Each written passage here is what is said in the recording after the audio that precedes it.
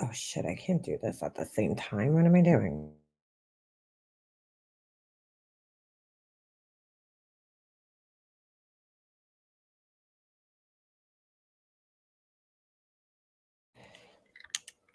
This is fucking so annoying. I gotta restart my computer. Fuck, that means I have to close all my files. Son of a bitch. Hold on. Shit. Sarah. I spelled that wrong. Hold on, guys. I totally forgot. I have to start my computer. Oh, I hate doing this. All right, hold on. Oh no, hold on.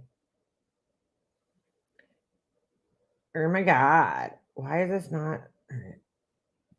Hold on. It's gonna be muting me. All right, give me a second here. How should I fucking hit the live button? Ah, I'm gonna get myself over here. Hold on. All right. Okay. All right. I have to restart my laptop. Shit. I totally forgot yesterday. It started doing that thing where it was muting me. And yeah. Yeah. Hold on, guys. Oh my god, this is so annoying. I had a whole shit ton of files open, so just give me a second. Save. Okay, we'll save that. All right. Sorry about that. Totally forgot. I don't know what the fuck, dude. My laptop sucks. Sucks. Anyway, how's everybody doing? I was so bored. You got the notification? Awesome. I was I just came up with this design idea in my head for one of my candle vessel things. So I was doing that. Just watching some LL, and man, that chick is just, who's LL? LL. Dude, I made a community post about this. Like, I never fucking clicked on Betty Bullhorn's shit, okay? But it happened to pop up in my feed yesterday. So I was like, oh, let me click on this. Like, what the fuck is she talking about? You know, because I am interested in this Idaho 4 case, but I'm not putting stock into Betty Bullhorn. So I'm like, it was more of like a what kind of stupid shit is she saying thing. You know what I'm saying? Excuse me. So anyway, I'm like, I turn it on. This fucking idiot. And I go back a little bit in her stream. And she, dude, like, I'm like, what the fuck is wrong with these people? Seriously. So she's sitting there with this picture in the background. And she's like, yeah, I met Brian Koberger. Like, I met him. And I'm like, oh my God. Like, no, you didn't, bitch. No, you fucking didn't. Okay? That did not happen, Betty. You fucking liar. She's like, there's a familiarity about his face, you know? And I'm like, oh my God, no, there's not. No, there's not. Shit, hold on a second. You know, there's no. Well, maybe there is, but that doesn't mean you met him. Like, to be honest, there's a familiarity about his face. Did I say that wrong? Whatever. You guys know what I mean. You know, there was a little bit of a familiarity about his face, but that doesn't mean that I know him. You know what I'm saying? Like, it's like, oh my God, girl, you don't know the guy. Okay. So then she proceeds to show, oh fuck, did that just save like that? Oh my God. Okay. Oh my God, dude. I have the way I work in Illustrator, I'm like such a fucking disorganized human. All right, let me now do this. So yeah, so the way I work, I'm so disorganized, dude. It's bad. Okay. Cause like I open like a million new files. So I have to save a million files when the time comes. Hold on, I gotta turn this bathroom light on. My son always leaves this. Do you hear this fan I don't even go in this bathroom because the fan is so loud that it's like deafening when you're in the bathroom. Oh. Anyway, so she's like, I don't know. There is a familiarity about his face, right? He kind of does look like, like a nerdy white dude. I don't know. I don't know any other way to say it. But she's like, yeah, I saw him at the candle vigil. Now, I've seen other people posting pictures saying that they saw him at the vigil. And I'm like, dude, like, are you like, it's bringing me back to the Gabby Petito case, to be quite honest with you, where everybody was seeing Brian everywhere, like, I'm like, oh my God, these people, anything to get a click, anything to get a view from people on this case. So shows this picture of herself where she looks horrible. I mean, she looks awful in the picture. And in the background, you see people, because they're at this vigil that was held, I guess, at the college. And she circles this guy who's like a fucking blur walking by. Like he might as well be a ghost. You know what I'm saying? Like, I'm like, oh my God, dude, that's not him. Now I've seen other people posting this guy that they saw, and I'm like, are people fucking blind? Like, I don't know, maybe if you really want to see something, you could convince yourself that it's there. But yeah, people are fucking blind, dude. They're blind. Yeah, the stupid speculations drives me nuts. Drive me nuts. Like, yesterday I posted a thing and I was even hesitant about that. Somebody posted a picture of him coming out of the truck. And I was like, I wanted to look at his arms because I was like, that'll be a good indication. If he has marks on his arms, I mean, it could be from anything at this point because it's 7 weeks later. But, a lot of the times in stabbings, what happens is like the knife will slip, there's a struggle and the perpetrator ends up getting cut himself. And there'll be like some deep gashes on their arms or defensive wounds or something.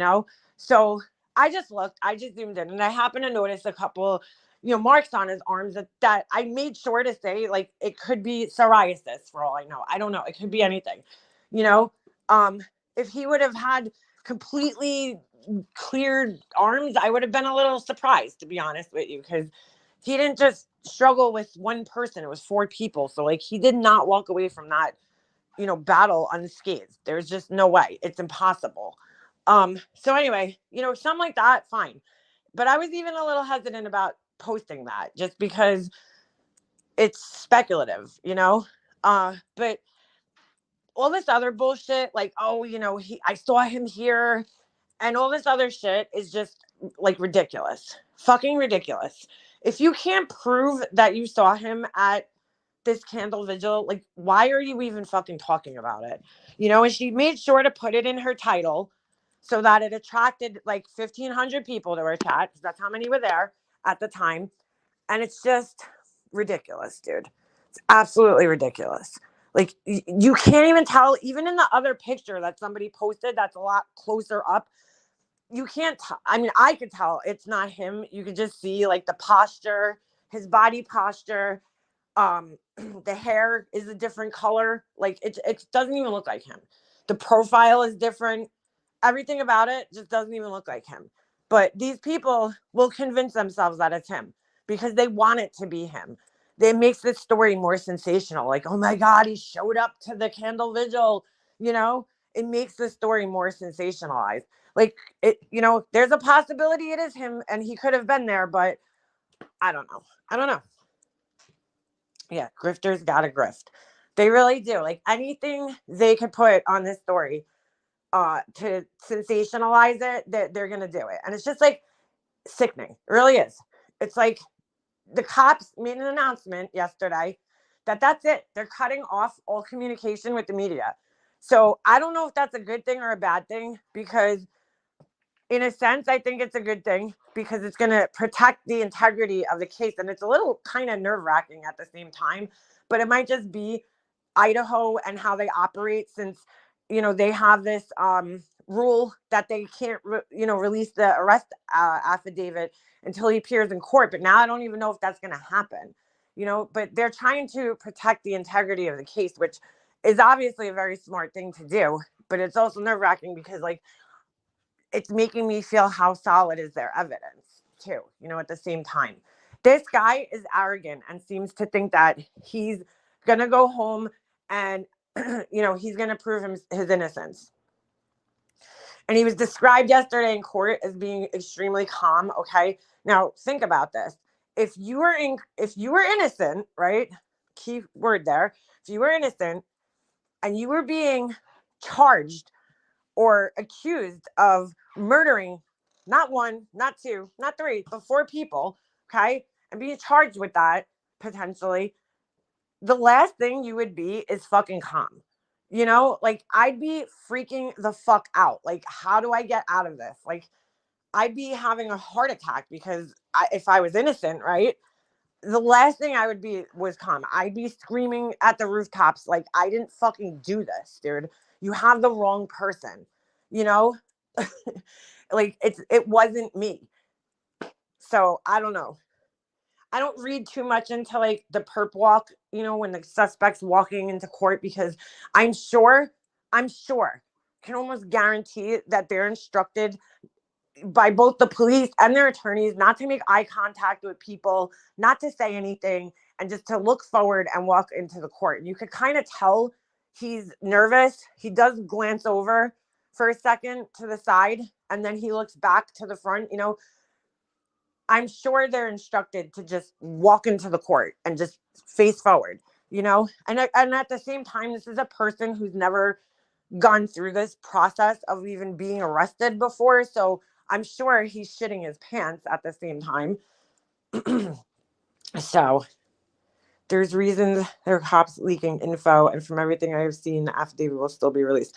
Oh, really? Because what they're saying is that, you know, that's it. Like, no more, they're stealing everything from here on out. So who knows? I mean, the problem is, though, if they completely seal the public off from this case, they're going to go fucking crazy with speculation, you know? So I don't know if it's a good thing or a bad thing. It's a good thing as far as protecting the integrity of the case goes, because you don't want to let out too much information to the public. But it's a bad thing, you know, as far as online speculation goes, because people are just they're going to start digging themselves. You're going to have assholes like Betty Bullhorn who are going to fly back to Idaho or to Pennsylvania and start interviewing, just like they did with the Kylie Rodney case. You know, they're fucking, what do you got, Olivia over there, interviewing friends, you know, like with no verification whether these people are actually friends with Kylie Rodney. And it's just that kind of shit is dangerous because that could also affect the case. So, or potential witnesses. First off, Betty put the wrong guy on blast, who was apparently arrested. He's probably calm because that's human demeanor. If he was freaking out, people would call him out on that. Yeah, I mean, I don't know. I watched an interrogation a while back. It was like probably one of the craziest interrogations that I've ever seen. It was a couple months ago. This guy, I think the girlfriend passed away. Like, I don't remember the exact circumstances of the story. Okay. And he's sitting in the interrogation room and the cops are like questioning the fuck out of him. Like he's a suspect, you know? And, he's like, I don't know what happened. Like he seems like he's really fucked up on drugs or something. The way he's talking, he doesn't remember fucking anything, you know? And it ends up, he got shot in the head. He was sitting in the interrogation room with a bullet in his head. Okay. And like, didn't know it. So that was the reason for like all the fucking confusion and shit, why he was acting the way he was. So, but he even through that, okay, he was still proclaiming his innocence. Like, I didn't do anything. I don't know.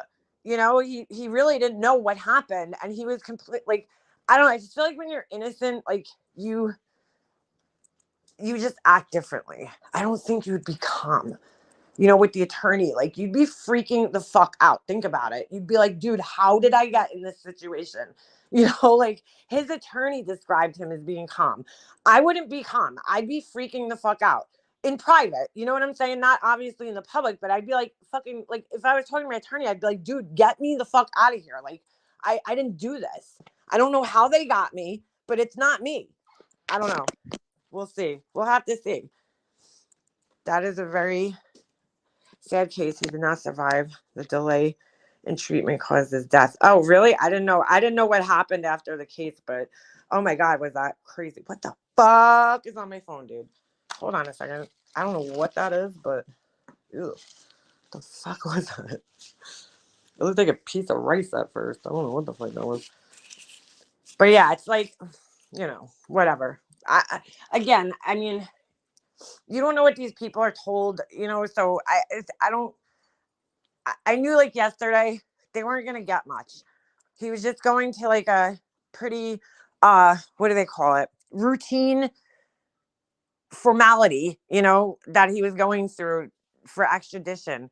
So it's just driving me nuts, really. That's why I didn't even really follow the case too closely when it first happened. Because, like, I don't want to hear all this speculation and shit. I just don't. The cop looked and noticed a bullet hole in his face. Yeah, his, like, eye was black or something. It's fucking crazy. I've watched some crazy interrogations on here, though. I love watching interrogations. They're just so interesting. It really is so interesting to watch somebody squirm in an interrogation room and like try to explain their way out of, what they did. I mean, you have some people that come in and they just confess, and then you have other people that will sit there for hours and hours and hours and like deny what they said, what they did, and then finally admit it. And then you just have people that they never admit it. Sorry, I'm taking Advil. I woke up this morning with a sore throat, which is not good. Hey, soldier. That dark demon-like stare makes my arm hairs stare. Yes, he has what they call sampaku eyes. I noticed where you see the whites around his iris, which is like not typical, and they say that that's the eye of a psychopath in Japanese. It's a Japanese word, and that he definitely has that. He just has this kind of blank stare. I think something happens to you after you take somebody's life. Like, I don't know. I think something happens to your soul. I don't know if people believe in that kind of shit, but like, if you ever look at somebody, like pictures, even pictures of like before and after their murders, there's something different in the eyes that makes them look like soulless. And I don't know if it's just because we know, or what, but it's crazy. His eyes just look blank. They look black almost. If you look at an older picture of him, they don't look like that. Like there's this one picture of him where it looks like a selfie. I think he's standing in like a driveway or something. He's got like one of those like fucking affliction shirts on. It's an older picture, obviously, but like he looks like a normal dude in that picture, And like, so I wonder sometimes, like, is it us because we know that they killed somebody that we see that, or does something really happen to you where like your fucking soul is just taken away? I don't know. Low ears, dark eyes, evil takes over. It's really scary. I have seen someone's eyes go black. It's scary as fuck. I've heard so many people describe people like that. Their eyes going black like that. I've seen it. I've seen, I don't know. Did you ever just like walk into a store? I remember there was this one guy. I walked into a 7-Eleven one time and I just got fucking, I don't know what it was. It was really weird because they never got like a vibe that strong that I just like, I had to get out of the store. Like I fucking left the store because I just got this vibe, dude. I don't know what it was. This guy just walked back past me and I felt this like chill through my entire body.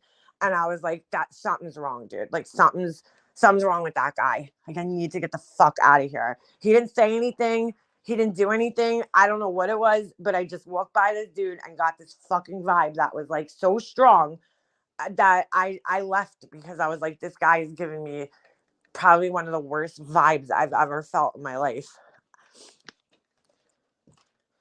But I always look at people's eyes because I mean, I know it sounds cliche and corny, but like they say eyes are the windows to the soul, and they really are though. When you look at people's eyes, they could tell you a lot. Their pupils got huge because the reaction in his body That's your intuition. Never ignore it. No, I never do. When I feel something, I I'll never forget my car got broken into when my husband and I first started like hanging out and like dating, whatever. I was at his apartment one night and um I came out and it was weird because I don't know. Well, he lived in like this townhouse, right? It was like a complex, and I had a park. Like there was no parking spaces right in front of his apartment. I would have to walk a little bit, and then the parking area was like I don't know the distance, but it was a little bit of a walk. And like it took a couple of minutes to walk to from his apartment. So like this one night, I don't know why I was leaving, and I made him get on the phone with me because I was like, I don't know, I just had this fucking weird feeling, walking back to my car. And as I got closer to my car, I felt this like presence, like something just was off, you know. So I unlocked my car, I look inside, and like I see like everything's out of place. And for like a second, I'm like, what the fuck? And like something like kind of disorients you. Cause I'm looking in my car and I'm like, how did all that shit get out of my glove box? Like I'm looking around, I'm like, I don't remember doing that. And I looked up and I saw this like black shadowy figure on the other side of the car, dude, on the passenger side, like outside of the car. They were outside of the car. And dude, I can't even explain like the feeling that came through my fucking body. I fucking screamed and just ran back towards his apartment. And the person ran too. I heard them running because like they didn't even, I guess they didn't see me walking up. I don't know. It was fucking scary though. And sure enough, they broke my window and they took everything. Like they took not everything. They took like a bunch of shit out of my car. It was junk. But the worst thing, they took my iPod. I was so upset. I was like, dude, I would have rather they stole my car and left my fucking iPod there than like stole my iPod. Like I love that car. That was when I drove my Lincoln LS. But I was like, dude, I spent so much time curating music for this fucking iPod. like, like it was back at that time when like it wasn't that easy to get music, digital music. Oh, it was horrible. And making playlists. Oh my God. Mm. Sorry, I just swallowed Advil. Because like I used to make everybody used to come to me for CDs. Like all my friends, all my boyfriends, whatever. I made CDs for like everybody in my town. Like everybody in my town has fucking Leanna mixtapes because I pirated fucking music for like years, and like other people don't know how to do it. So I was just so upset. I was like, oh my God, my iPod. But anyway, that's not even important. It was like that vibe. I got that vibe feeling that somebody was there, even though I didn't see them at first. I just felt this like dark presence as I was walking up to the car. Oh my God, it was so scary. Thank God that person didn't do anything, you know? Thank God. That's why I'll delete Spotify. Never delete. I use Pandora actually. I like Pandora. I have it in my car and like I can't live without it. Pandora is the shit, dude. It's just like I don't know. I'm like I always imagine there's like these little miniature DJs like in my car because I'm like, how do they fucking know what I like? I'll type in one artist and then it'll bring me on like a like it'll know the fucking songs that I like. It's so weird. And it does a pretty good job. LimeWire, yeah, I used to use Napster. It started off as Napster, right? Then LimeWire, FrostWire. Uh, what else was there? Fuck, some Gorilla, something. I don't know. I always like it was because of my brother, to be quite honest with you. Like he knew my brother was like very, very computer savvy. So he always knew like once they would shut one of them down, he knew like immediately where to go. Then eventually I had to join this, like it was like this invite only pirating site where you could get like movies and all this shit. So I got invited to that. I forget the name of it. It's been so long, since I've done that. It's like there's no need to really do that anymore. You could just have Spotify or whatever, YouTube. But back at this time, like they were still selling CDs and the music industry, didn't want people really downloading things digitally. So I never tried Spotify. LimeWire, FrostWire. What was the other one? I forget the one that it was cool though. It was like invite only. So like I didn't pay for Adobe Illustrator, which is like really expensive, right? From high school to like, I don't know. I probably shouldn't be saying this on a live, right? From high school to shit. I don't know, in my like late 20s somewhere because any of the Adobe software because my brother always knew where to get everything. So I pay for it now because you really can't like pirate it anymore. So I just pay the monthly subscription, which is exorbitant fucking amount of money, but I get every single, program that they offer. So I gotta try Spotify. I went on there once. It's like I just don't know where to like find the beast. Like I feel like I work so hard on my Pandora. Pandora knows me. It knows me. It knows what I like. Napster, yes. Napster. I'm trying to think of what the other one was. Here we go showing our age, right? I know. I was being charged for Amazon Prime Music. Oh, Beavers. I had the same thing happen to me. And you know what it was? When you sign up for, do you have a, what do you call it? An Echo? Because that's what happened to me. I had bought the Echo. I bought two of them. And they both charged me, when I originally signed up. And then I think sometimes it gives you a free trial for Amazon Music when you sign up for Prime, and then like you got to read the fine print there. Me and my husband were actually just talking about last weekend, like we need to like cut our bills down a little bit, and like he pays like, dude, our cable bill is fucking $300 a month, which is absurd. We don't even get any like premium channels. We get basic cable, and then he pays I think like a couple of dollars extra a month for like some NHL package that he has. So that's cable, phone, and internet combined, right? It's like $300. But I'm like, dude, like I've been telling him for like the last year, just cancel the fucking cable. He's the only one that watches cable. I don't watch it.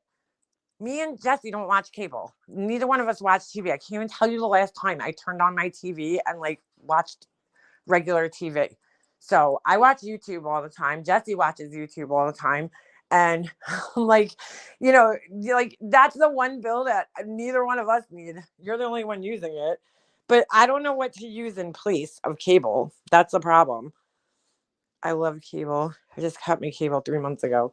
You would think the price would be coming down now because a lot of people are cutting, cable out and using streaming services. But like, I just don't know which one's good. I cut cable, only do streaming services. Now we are a TV watching household. Yeah, I don't even watch TV, dude. I just don't. I don't care. Not an NFL ticket is moving next year. We'll get rid of the cable. Yeah, like even with the NFL now, like Thursday night football is on Prime Video. So, I don't know. It's crazy. Mine is $250 for basic and internet. I have a landline, but I couldn't even tell you what the phone number is to it. And like, I haven't had a phone connected to it in years. I think my, my mom's answering machine is connected to it. So when you call it, it's like her voice. I don't even think it's mine. I don't know. I don't even know. I don't use it. I haven't used my landline in like years. Honestly, the last time I used my landline was when I was friends with Tiffany because she used to keep me on the phone so long that like my cell phone would die and she'd have to call me on my landline. That was probably the last time I used it. I need to be able to change the channel. Hockey is on ESPN Plus. Yeah, that's what he has, whatever it is. And that's all he watches too. All he watches is ESPN. He don't watch any other channels really. So I'm like, I don't know. I think we could cancel it. All I got is Apple TV. I have Apple TV, but they're like old Apple TVs. Like, I don't even know if they would still work anymore. It's old. I'm talking like old. Like when it first came out, I have like 5 of them and I don't even have them connected to my TV. Fubu is good for sports. Okay. Yeah, that's me. I keep the number because it's my original one with the last 3 numbers 666. Oh my God, Beefers, that's crazy. I miss my old school phone number. I always had my own phone line when I was growing up. My parents I think I was in 8th grade because like me and my mom would fight over the phone constantly because she was always on the phone. Like I can't believe this was even a thing. You know what I'm saying? I tried like explaining this to my son one day. Like we would fight over the phone. Like I remember my best friend, she didn't have call waiting. So you would call her house and her brother would be on the phone and like you get the busy signal. She was like the only person I knew that didn't have fucking call waiting. By like the late 90s, like it was standard, you know, but she didn't have it still. So you would call and get the busy signal. Like fucking think about that. How crazy is that? So like me and my mom would fight over the phone constantly because my mom was always on the phone. Like my whole childhood, all I remember is my mom having a phone attached to her ear and me getting clotheslined by the fucking wire as I was trying to navigate my way through the house, you know? And she always had the phone, always was on the phone, dude, with one of her sisters. Like if it was either one of her sisters or a friend from work or whatever. Like she would sit on the phone for hours every night. And I me and her were fighting so much that in 8th grade for my birthday, that's what they got me. They got me my own phone line. No, I'm sorry. I think it was like might have been earlier than that. I think it was like 6th grade. I remember I came home from school and I'm like, what is that? Like there was like the little box, you know? She's like, you got your own phone line. I'm sick of fighting with you. So I was like, it was cool, you know. I had my own phone line in my room. It worked out. We didn't have to fight. It really cut down on a lot of fighting. Get off the phone when I didn't. He'd walk and hang it up. Oh shit. My mom's friends always breaking through the line. I hated it. Yeah, so like I had always had my own phone line. But I'm like, isn't that like crazy? You know, just to think like how much the world has changed, you know, since we were kids. Like just that. Like I was trying to explain to my son one day that like, you know, I was like when we like wanted to hear a song, we had to wait for it. Like I remember me and my friend sitting in my room and I'd have a, you know, blank tape out on my tape deck. You always had blank tapes on hand, you know, just in case. And I would put the blank tape in my tape deck and like just wait for like the song to come on Hot 97, which was that was a rap station here. You know, like I'd be like, oh my God, when is Informa gonna come on so I could record it, you know? And you got like this shitty version of it, but I'm like, we couldn't just go on like something and pick any song we wanted. Like you had to either go to the store and buy the tape or the single, and then you would have to like wait for it to come on the radio, you know?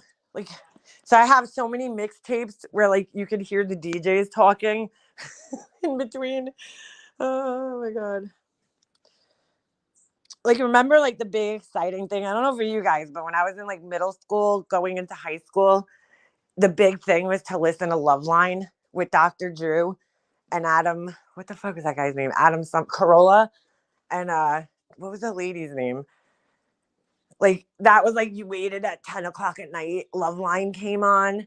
I don't know if you guys, I don't know if that was like national thing or if that was just a New York thing. I'm sure it was nationally syndicated, right? And it was like, oh my God. Like we didn't even have Sirius, you know, XM radio. It was like, it's just fucking crazy.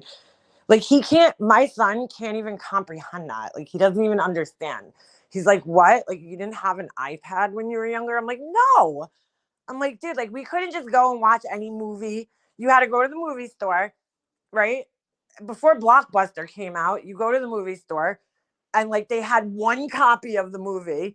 And if that one copy was out, you put your name on a list, you know, and you waited for it to come back. So like it would take a week or so sometimes before you could watch a movie. I heard that lady doing her show still. What the fuck was her name? Dr. Ruth, was it? No. Rap music wasn't allowed in my house. My mom allowed me to listen to rap music. She even bought me like the Naughty by Nature CD when I was like in 4th grade. I always listened to rap music since I was like since I can remember. Um, but the best was my cousin brought the Two Live Crew tape over my house, and my mom caught me and my brother listening to it. She like flipped the fuck out.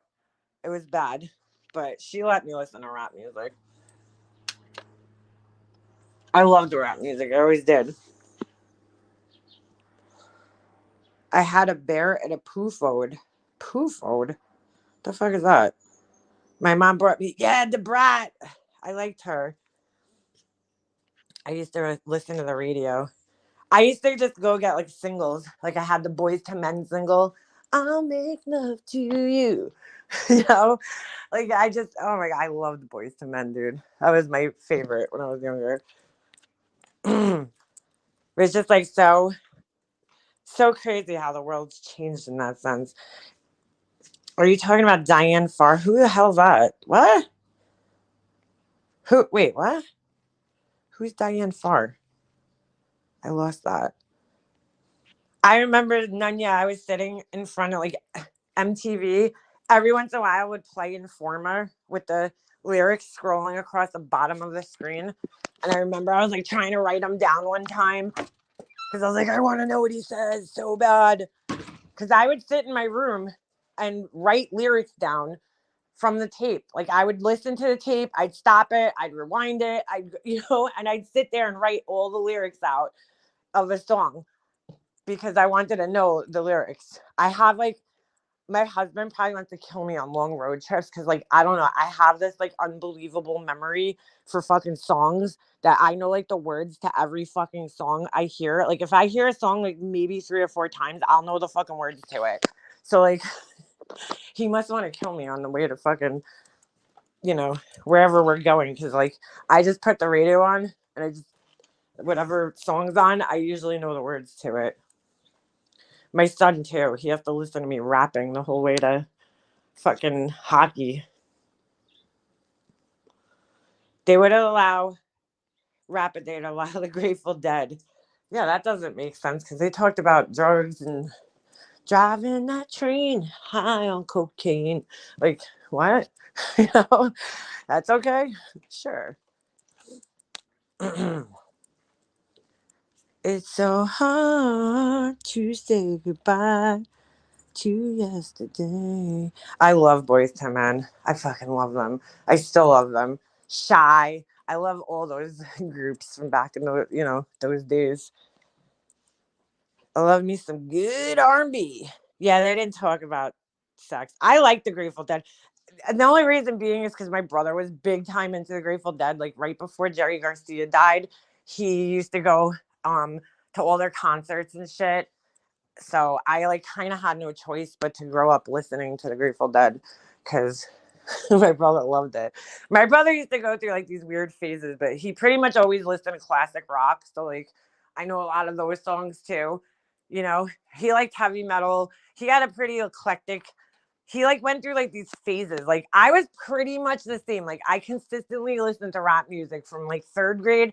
I went through a little period in eighth grade where I didn't like rap and I liked alternative music like Nirvana and all that shit. But that lasted like not even a year because I just always loved rap music. So my brother though, he went through like these, like he got really into like metal, and then all of a sudden he got like really into jazz music. He's listening to all this fucking weird jazz music.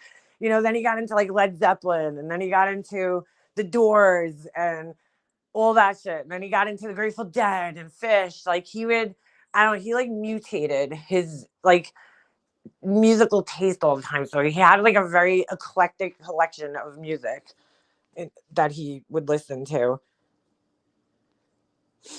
I loved rap in junior high. I always liked rap.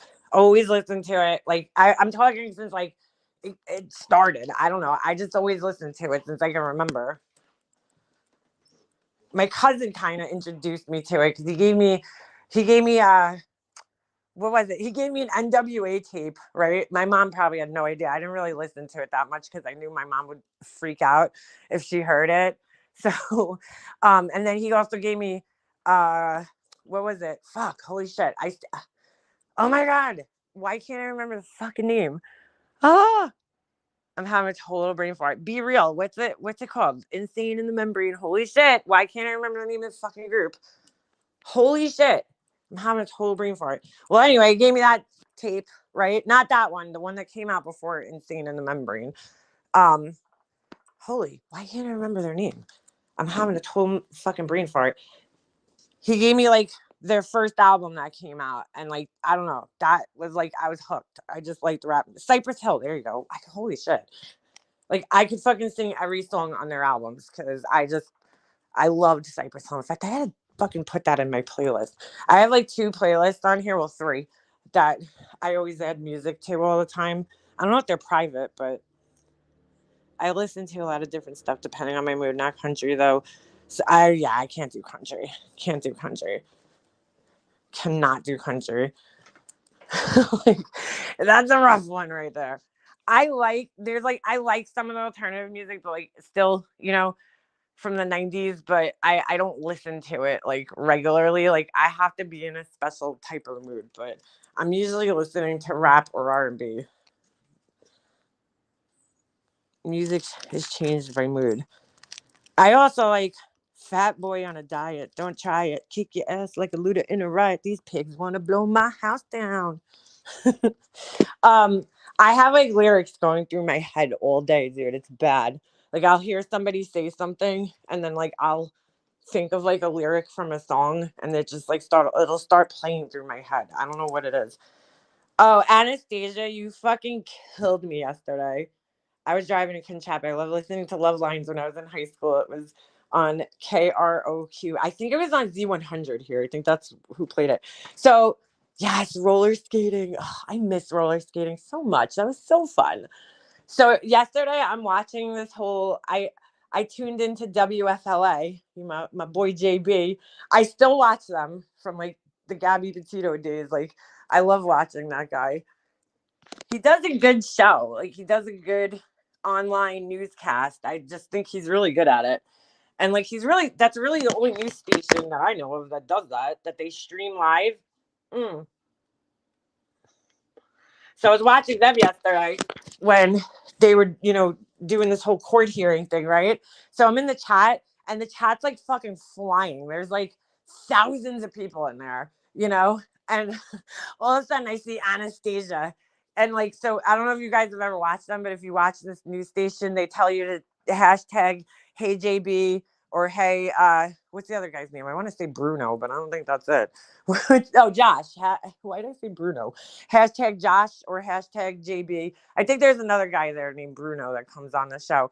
So like whoever he has on, he says, because they stream on multiple platforms. Like they'll be on Twitter, Facebook, I think Instagram, and then YouTube. So, if they want to read your question, they say to hashtag JB, hey JB. So all of a sudden I see the hashtag like floating up the chat. Hey JB, Perplexed Cutie is streaming you, sniping your stream. And I'm like dying. I'm like, there's Anastasia. I was going by so fast. I can't even believe I caught it. Like, it was so funny. I was dying in the chat. And I'm like, of course Laura's fucking streaming this. Cause like, why wouldn't she? Why wouldn't she be? I don't even understand why she does that though, because like there's like 20,000 people in their chat. You know what I'm saying? Like, why are you even trying to compete with that at that point? Laura thought she had a chance with JB. Yeah, good luck. He's like fucking, first of all, she's old enough to be that guy's mother, okay? Literally, I think he's got to be in his like mid 30s, if I had to guess, right? He's a young guy. She's fucking so stupid. Well, she also thought she had a shot with that guy. She's a little creepy like that. She's always commenting on like these young men. The guy that worked with AWP, not Josh, the other guy, the other young guy. Yeah, he has a beautiful wife. I'm sure I've never seen his wife, but he's a good looking dude, and he's from New York. So, but I'm like, really, Laura? Like, you really thought you would have a chance with any of these guys? Spent the whole morning looking for Molly's clip of when she called the cops on the mouse. Oh, yeah, EJ, I remember that. Did you type in, like, MGL calls 911 on mouse? That's definitely clipped out there somewhere. Definitely clipped. Cameron, yeah, I think that was it, B-Fergs. I love practicing singing in the shower. Yeah, me too. I'm like fucking soul sister in the shower, girl. I'm singing my like heart out in the shower. If nobody's home, if people are home, no. Well, I shouldn't say no because sometimes I do. Because, you know, in my head, I'm the best singer ever when nobody's listening. When nobody's ever listening. But yeah, I'm like, she's fucking so stupid. But yeah, she was streaming, I guess, the whole thing. And of course, nobody's fucking watching, you know, because it's like, I want to get the information straight from the fucking news, not from you, Laura. Who knows how many people she even had in there? But let me see if I can find it, AJ. Hold on. I got to log back onto my laptop anyway. I'm going to kill my phone battery. Hold on a second. Let's see if I can find it. Oh, wow. I got a thing yesterday for my son. They're going on field trips again. It's like almost like, oh, what is that? What's a field trip? They haven't been on them. What's your favorite Frank Sinatra song? I don't know. I'm not like the biggest Frank Sinatra fan, to be honest with you. I mean, I like him, but I don't even know. I wouldn't even be able to name one of his songs. Maybe Fly Me to the Moon. Fly me to the moon. I don't know. I don't have a favorite song of his. And of course I love New York, but you know, that's like goes without saying. All right. Sorry. All right, let's see if I can find this. It has to be somewhere. Yeah, she called 911 on a mouse. That did happen. MGL calls 911 on mouse. I saw a post yesterday. Oh, wow, look at that. Maybe Molly Go Lightly. Maybe if you type Molly Go Lightly. I saw a post yesterday, you know, where somebody copied her community post about, I don't know. She said her mom, you know, took a turn for the worst. I think it was Heels in the Air, maybe. And, you know, asking for prayers. And of course, you know, my heart goes out to anybody that's going through that. Okay. But I'm just being dead honest. I'm having a lot of trouble finding sympathy for her in this situation, just because, like, I know that God forbid something happens. Okay. Oh, here it is. I got it. It's on her channel, actually. It's not clipped. It says the mouse. I don't know I think that's it because it was 3 years ago. Hold on. I'll share it in the chat. I'm not gonna stream her though. Oh, maybe it was blank screen. And like, yeah, my heart goes out. But oh, thank you for the super chat. Is that Bad Apple? Thank you. On day 2, traveling with 4 animals in the car. So I appreciate listening to you. I owe you one. Oh, girl, that's crazy. With the animals. Be careful. Be careful, Bad Apple. And I appreciate the super chat. Thank you. So exactly. All right. If something, God forbid, happens, okay, you know, to her mom. I mean, that's terrible. You know, nobody wants to go through that. But she's going to use it because now that, you know, we've seen her use her mom's situation for sympathy, for money, for everything, you know, to try to get cash apps and whatever. Not cash apps, like super chats or whatever. So, you know, I just feel like you knew this situation, okay? What your mom had, you knew how serious it was, okay? And if you don't, then you're an idiot, you know?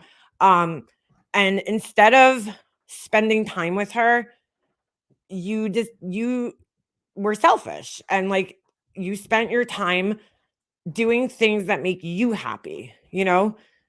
Traveling during the holidays and shopping and, you know, doing everything that makes you happy instead of spending time. And I know she's going to milk the shit out of it when, you know, God forbid if something happens to her. And it's like, that's where I have trouble finding empathy in my heart for her, because you have been aware of the situation, yet you chose to spend your time in a really stupid way, you know, really stupid way. So she's coming down from her spending high and yeah, needs money to pay. I don't know. She flew home. I just saw hey, Ditterbug. I just saw the post. So I don't know, you know, I don't know exactly what's going on, but you know, she should have been there. I mean, you can't get that time back, dude. Like, it's just, that's why I'm like, it's the same thing. Like, I don't understand that, maybe it's just because I just don't personally understand how you do that. When my mom got sick, like, just before I even knew how serious it was or anything, like, I knew that, there was a very strong possibility things could go wrong really quickly. Like, that's just how it goes with cancer, it could go, it could just turn sideways really quickly. So I knew that, I was very aware of that from the very beginning. So, like, I made it a point, and I would have been there either way. It doesn't matter. Like, I would have been there for my mom no matter what.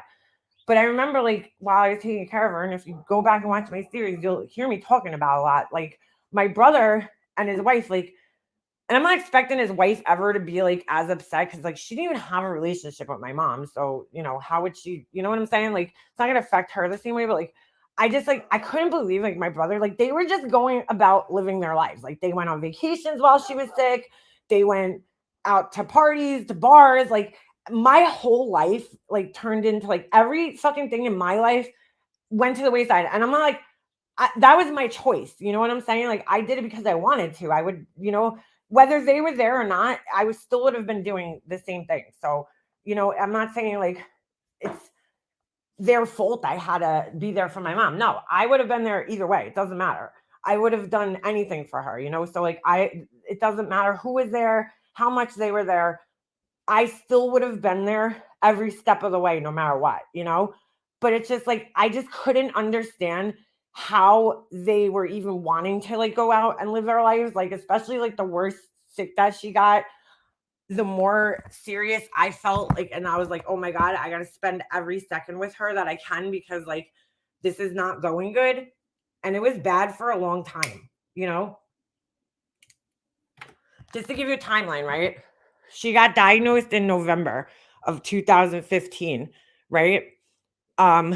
Christmas was the first time I had called, and she went in the hospital. Okay, it was the day after Christmas that year. And then from there out, she got her surgery in February, okay, at that point. I think it was February.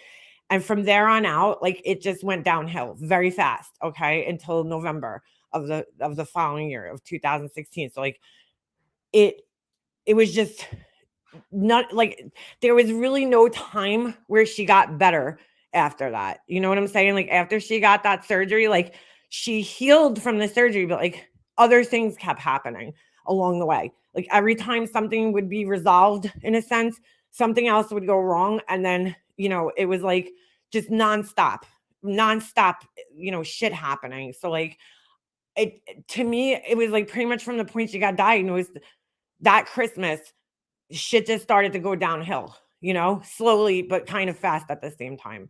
It's kind of hard to explain, like when I look at the span of time, it was a kind of long span.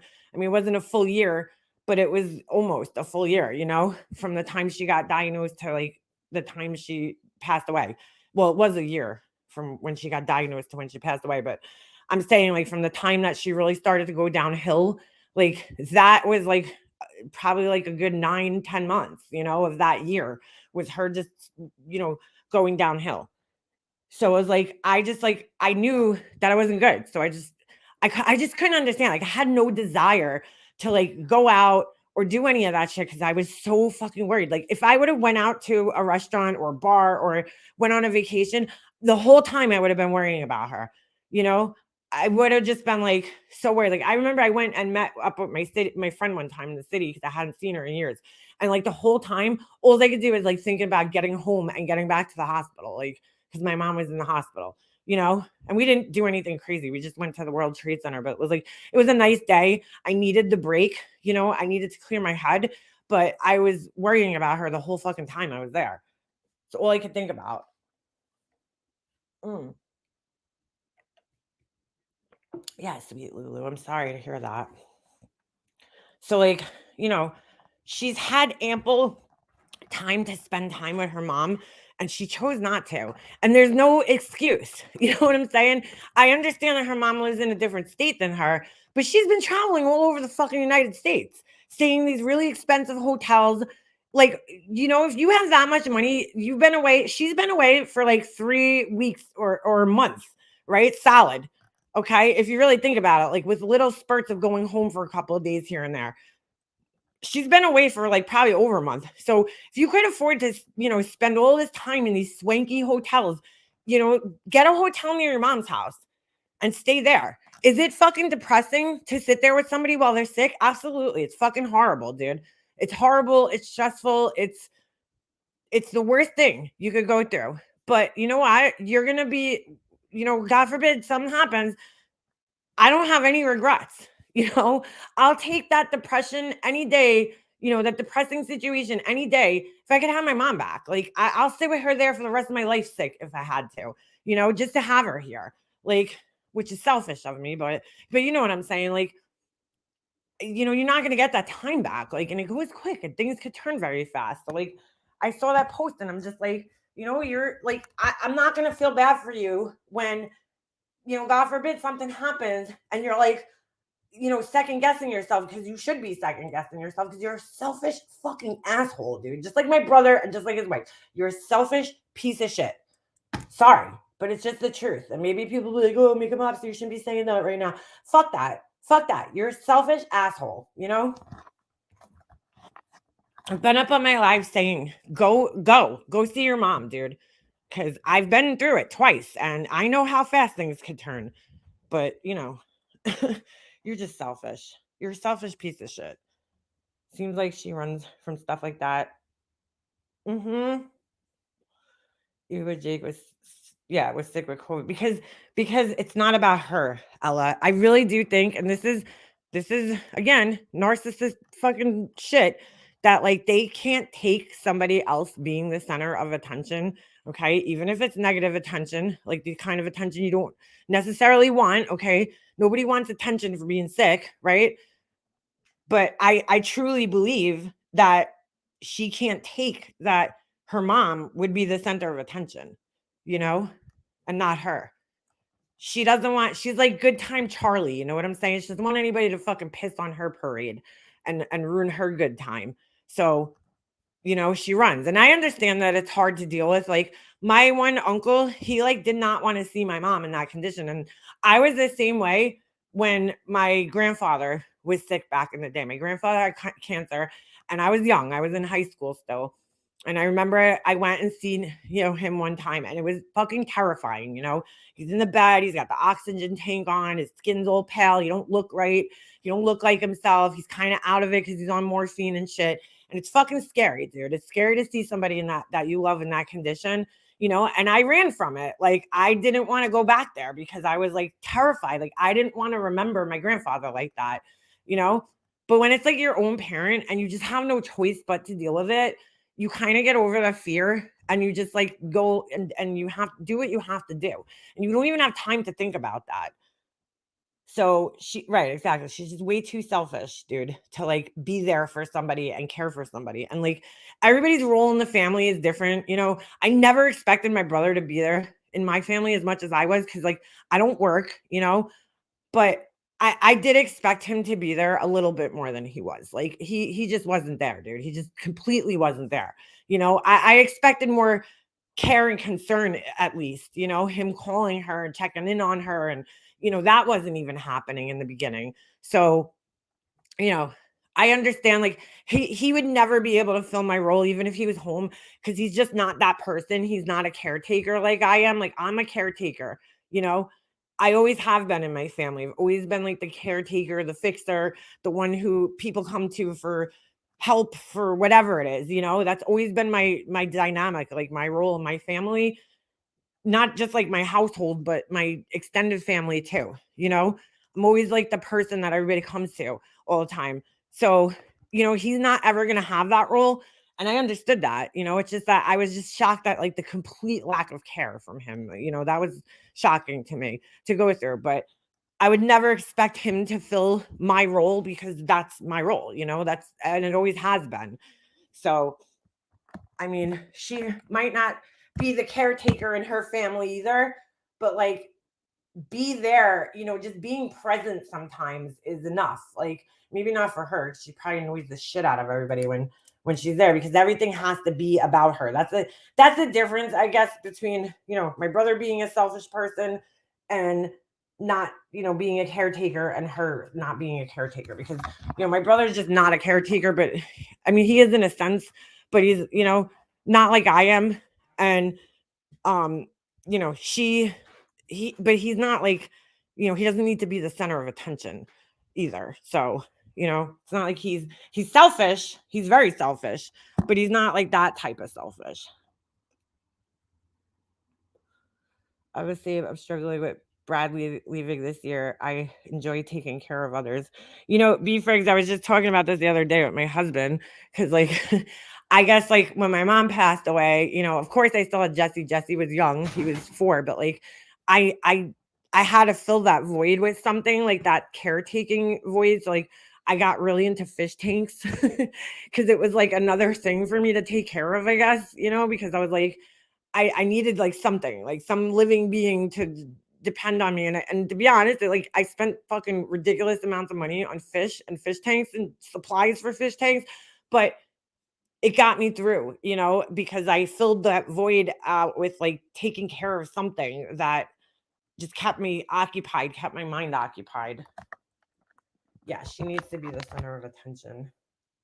But Jackson Black, like, that's okay. You know what I'm saying? Not everybody is the caretaker. Not everybody can fulfill that role in the family, And I get, like, I always understood that. I always understood that, some people just can't do that, and that's totally okay. But you could be there in other ways. You could be emotionally supportive, you know what I'm saying? You could just call and just talk and help distract somebody away from their illness for 5 minutes. You know what I'm saying? Because, like, people don't get it. Once you get sick like that, your whole entire life revolves around your illness, being a patient, your doctor's appointments, your medications, like that becomes your whole entire fucking life. So it's nice to have other distractions away from that. And, like, so you might not be the guy that's running to the pharmacy and picking up the prescriptions and making sure the doctor's appointments are happening and doing the food shopping and cleaning the house.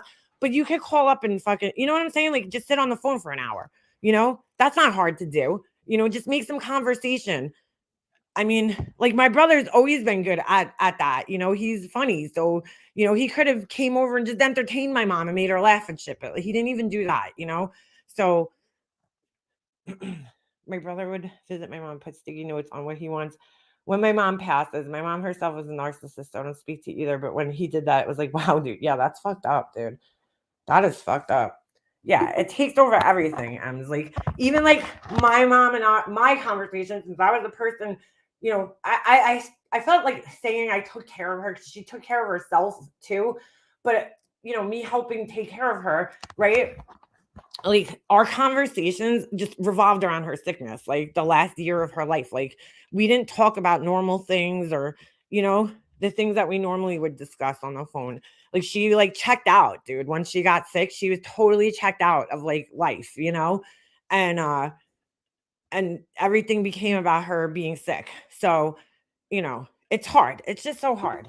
But fucking, just listen, like, I just know that there's gonna be a fucking show that's gonna go on, and the sympathy and all this shit and the regrets and the whole 9 yards. And it's like, dude, I'm gonna be sick to see that. Her mom deserves better, I feel like. Oh. Maybe her family doesn't want her around, I don't know. Maybe her family doesn't even fucking want her there because she's so much of a hassle. 'Cause she has made comments at times about, her family not wanting her there. So who knows? She was complaining about a drafty fucking window one time. You know what I'm saying? That is what's gonna happen. It's a little show. Yeah, it's all gonna be, histrionic, fucking over dramatic show. And I'm not saying it's not dramatic on its own, because of course it is, but I mean, I'm just gonna have trouble having sympathy as I am now already, because it's like, dude, where the fuck have you been? You're selfish. Like, look at your actions in the last like month or two since you found out. And like, what have you been doing to help? Nothing. You know, all you've been doing is worrying about yourself because you're a fucking narcissist. It's a tax write-off for Molly traveling and the expenses. Oh, yeah, absolutely. Absolutely it is. I don't know about, you know, well, I guess that's why she shows everything on her live stream because, like, even my tax guy told me anything I show you guys on here, I could write off on my taxes. So if I go shopping for a bunch of clothes and I show you guys on here, you know, it becomes like content on my channel, then like I could write that off on my taxes, you know? So, Ovi, get, what is this dog doing? He's digging something again. I wouldn't want her near me either. No, I wouldn't. Yeah, she's very high maintenance.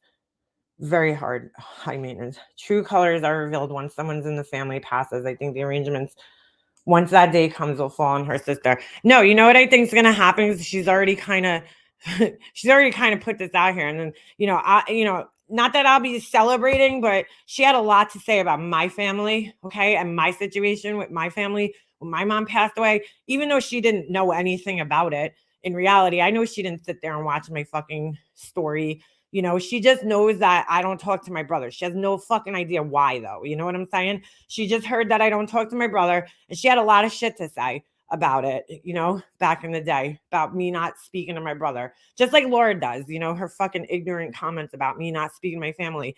She has no fucking idea why I don't speak to my family. She has no fucking idea why I don't talk to them. You know, she's just like, oh, you're an asshole. That must be why your family don't talk to you. No, that's not why, Laura. But you know, good try. So you know, I see that there's going to definitely be a problem when her mom passes. You know, because she's already made comments about how, oh, I'm gonna have to pay for everything. My brother's not gonna do it. My sister's not gonna do it, and that's all she's worried about is the money aspect. And it's like, dude, like that's the easy part. You know what I'm saying? Shelling some money out is fucking easy, honestly. The hard part is being there for somebody when they're sick. You know, whatever I believe she said her mom's married, right? And has a husband that lives with her. You know, what he's going through right now, that's the hard part, dude. That's the hard part of fucking dealing with somebody when they're sick. Being in the house with them, having to take care of their every need. You know what I'm saying? Bring them to their doctor's appointments. That's the fucking hard part. You know, giving money out is nothing. Giving money out, especially for somebody like you who just, you know, shells money out on all this bullshit that you don't even need. You know, it's nothing. But there's definitely going to be a fucking problem. I could see it already. You know, because she's going to be the martyr, you know, the savior. Oh, I paid for everything. I paid for it. You know, like so that's gonna be her whole shtick. She's gonna probably throw it in her family's faces, you know, a lot that she paid for the funeral or whatever, you know, funeral expenses or whatever. And it's like, dude, that's the fucking least you can do, honestly. It really is. How hard is it to write a fucking check out? You know? But she just like she'll never understand. She made it early on that her sister was better taking care of these things. And that's fine. You know what I'm saying? Like she's probably right. You know, we can see she's not a caretaker. I mean, she's not even a caretaker in her own home with her own family. You know, she don't give a fuck about her own family. You know, she's more worried about going out and shopping, getting facials and all that other bullshit. You know, everything is about her all the time. But you know, it's it's gonna be it's gonna there's always going to be, okay, in any situation, because there's always going to be one sibling that takes care of, you know, the parent more than the other siblings do. That's just how it goes, right? And there's always going to be that resentment there when the other sibling comes walking around with their hands out, you know, after the parent passes away. There's always going to be that resentment there from the person who is doing the caretaking, because it's such a tasking job, dude. It's emotionally tasking, it's physically tasking, and it takes a lot out of you. It's very stressful, you know. So there's always naturally going to be that resentment there and that tension there, just because, you know, if you have that kind of dynamic in your family where there's like that extreme where one child is doing everything and the other child is doing absolutely nothing, you know, there's going to be that resentment. I mean, it's just natural. And I've heard it from so many people, just talking to you guys on here, you know, like, oh, my sibling didn't do anything, and here I was taking care of everybody, but they come walking around with their hand out when the person passes away. It's like, it's as the person, who did most of the work, it's like infuriating, because like, how fucking dare you come over here with your fucking hand out, trying to uh rule everything, okay, and take over when you haven't even been around, like, who the fuck are you? I mean, I know I felt like that. I would be lying if I said I didn't feel like that. I absolutely felt like that because I felt like, my brother, you got a lot of fucking nerve. You haven't even been around for the last fucking 3 years. You've done nothing for my mom in 3 years. You didn't even talk to her. You barely called her. And now you want to come around and fucking, try to like take over? Get the fuck out of here. Now why? Because there's a benefit in it for you in the end. That ain't happening. I can already hear my sister complain about my dad's trust, and he ain't even dead.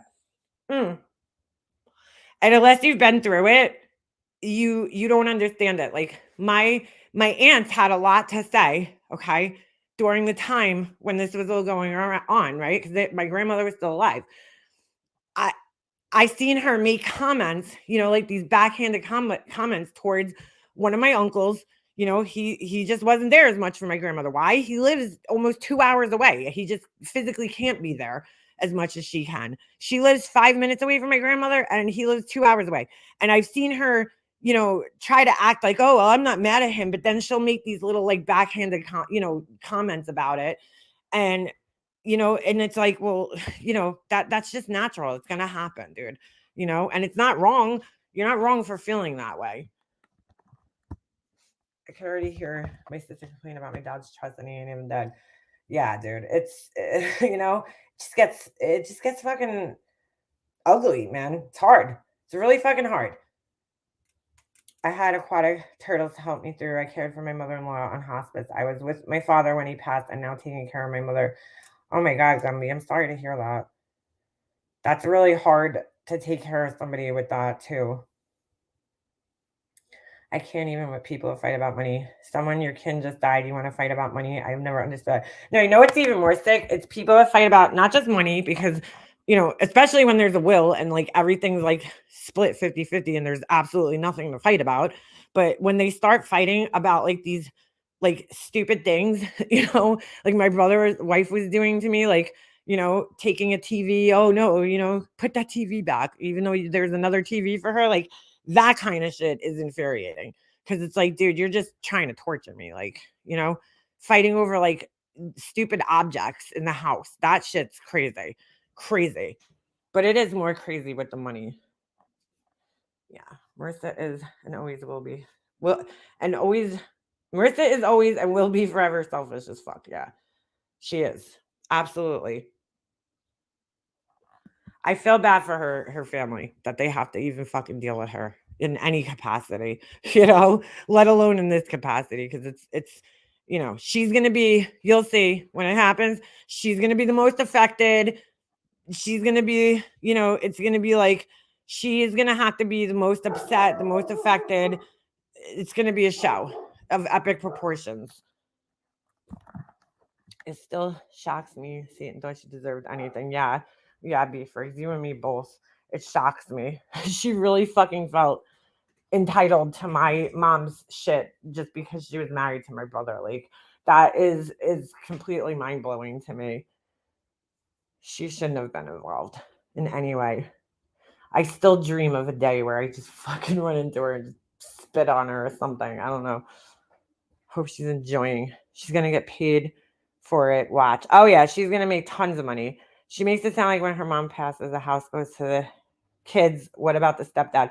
Yeah, that's a good question, Susie. That's a really good question because typically, right, if there's a surviving spouse, then the money or whatever, the house, it goes to the surviving spouse first and then to the children. So that should be interesting to see what happens there.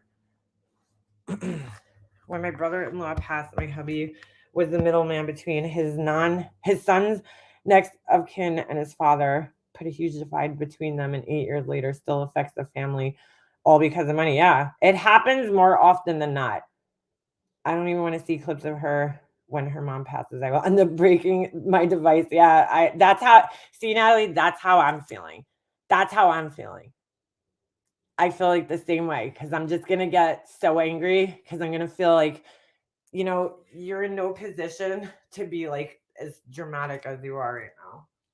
But we'll see, because I've also seen her tell other people, like, oh, well, life goes on. Like, who so and so died. Like, life goes on, like you should just get over it. Everybody dies. I've heard her say shit like that to people when they've lost somebody. So who knows how she's going to act in the end. Yeah, they're going to kick her husband out. I don't know. Maybe they're not married. I don't know. They could just be like, what is that, common law, married, and maybe they just call each other a husband. I don't know.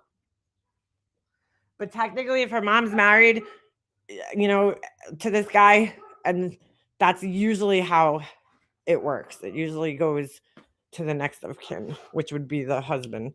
So, like when my dad passed away, my mom got everything, which was nothing because it was all my mom's anyway. But I'm just saying, like, there was no will, there was no estate, there was nothing to settle. Like, my mom got my dad's Social Security, his life insurance, whatever there was, and then that was it.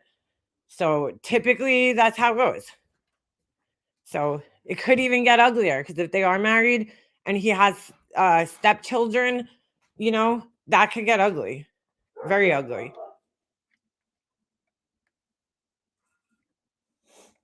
Mm-hmm. There you go, Nanya. My uncle's still trying to fight us for 2 properties. I raised my sister because my mom was paralyzed. Ridiculous. That's crazy. I just read on, how Facebook shows you your old posts or whatever from years ago. So New Year's Eve, I guess it was, or New Year's Day of 2000, I think it was going into 2019. I was like, that was the year we finished settling my mom's estate in 2018. And I was just like, I couldn't fucking wait to go into 2019. Like, just no baggage with me. You know what I'm saying? I read it the other day and I was like, oh my God, 2019 wasn't a very easy year for me mentally either because I was still grieving and shit. But I was like, okay, at least I was able to like start actually grieving and going through the whole process, that I had to go through because I was like stuck in this crazy fucking world for like a couple of years. My mom died at the end of 2016. So 2017 and 18, we were doing her estate and it was just fucking horrible. So it was like by the time 2019 came, I was fucking exhausted, dude. I slept like that whole year away. I feel like, and it was just crazy looking back because now here I am a couple years later and I'm like, wow, I thought I felt good back then, but I didn't, and now I feel even better, so it's like, you see like the progress that you make in getting, better over time. My mom and aunt stopped speaking after my grandparents died. Only when my mom was terminally ill, they made amends. It was ugly for years. At least they made amends, though. You know what I'm saying? Because it really is just terrible. Like, no parent dies and wants to know that their kids aren't going to talk to each other. But I think, I always say this. If my mom knew at this point, I think she would be like, okay. Because, like, as long as I'm okay, she would be okay. As long as she knew that I was okay and I'm, happy and whatever with the situation, the way that it is, then I'm sure she would be okay with it. It's really all she was concerned about was just me being happy. I don't fucking know how my brother feels about it. I don't really fucking care anymore. I used to care. I don't care anymore. It's just like, whatever, dude, he's got to live his life and deal with his shit. It's not my problem. I worried about everybody for too long. Everybody else's feelings for way too long. Way longer than I ever should have. I really did. I always used to worry about everybody else and not myself, so I don't care anymore. I just don't care. Yeah. So what our parents want for us and want for our kids. Well, my son can't fight anybody because he's an only child. So whatever happens. But then at the same time, I feel bad for him because I'm like, if God forbid something happened to me and Chris, like he's by himself and that makes me sad, but then I think to myself, like, hopefully he's married by then, and has his own family. And you know what? Look, you could have a brother or a sister that you get along with your whole entire life, and then some asshole could come around and then you could stop talking to them, because we were not talking prior to my mom dying. So, it just got the relationship, like there was no making amends after my mom died. You know what I'm saying? It just got worse. So, and like, I never thought that that would happen in a million years, that my brother and I would stop talking to each other, like ever. Like, I would have been like, yeah, okay. Somebody told me that, there's no way I would have believed them. I would have been like, yeah, sure. Like, if I would have went to a psychic and they were like, yeah, you and your brother are gonna stop talking in a few years, I would have laughed at them and been like, you suck at this, okay? Quit. Like, because I really never thought that that would be like a possibility in my life. But here I am, shit, I don't even know how many years. It's been a decade. Holy shit, dude. It's really been a decade. Because we stopped talking. We got into a fight this year, right? Uh, what? I don't know, some point this year, it'll be a decade, because it was 2013, I think, when he met his wife and they got engaged at the end of 2013. And then that was it. That was where everything went to shit. So I can't even believe that, dude. An entire fucking decade passed by that I haven't been talking to my brother. Like, time goes so fucking fast, dude. Really does. I need to be selfish and get better. I know, Natalie. Well, I had to be like that too. And it's really hard when you're not like that to kind of force yourself to be like that and to not worry about everybody else. But like, I just, like, my situation that I was in kind of forced me to like have to just um be that way, it forced me. I have a, a lot of drama with my sister. I need to call her. And people are always like, oh, I hope you guys talk again.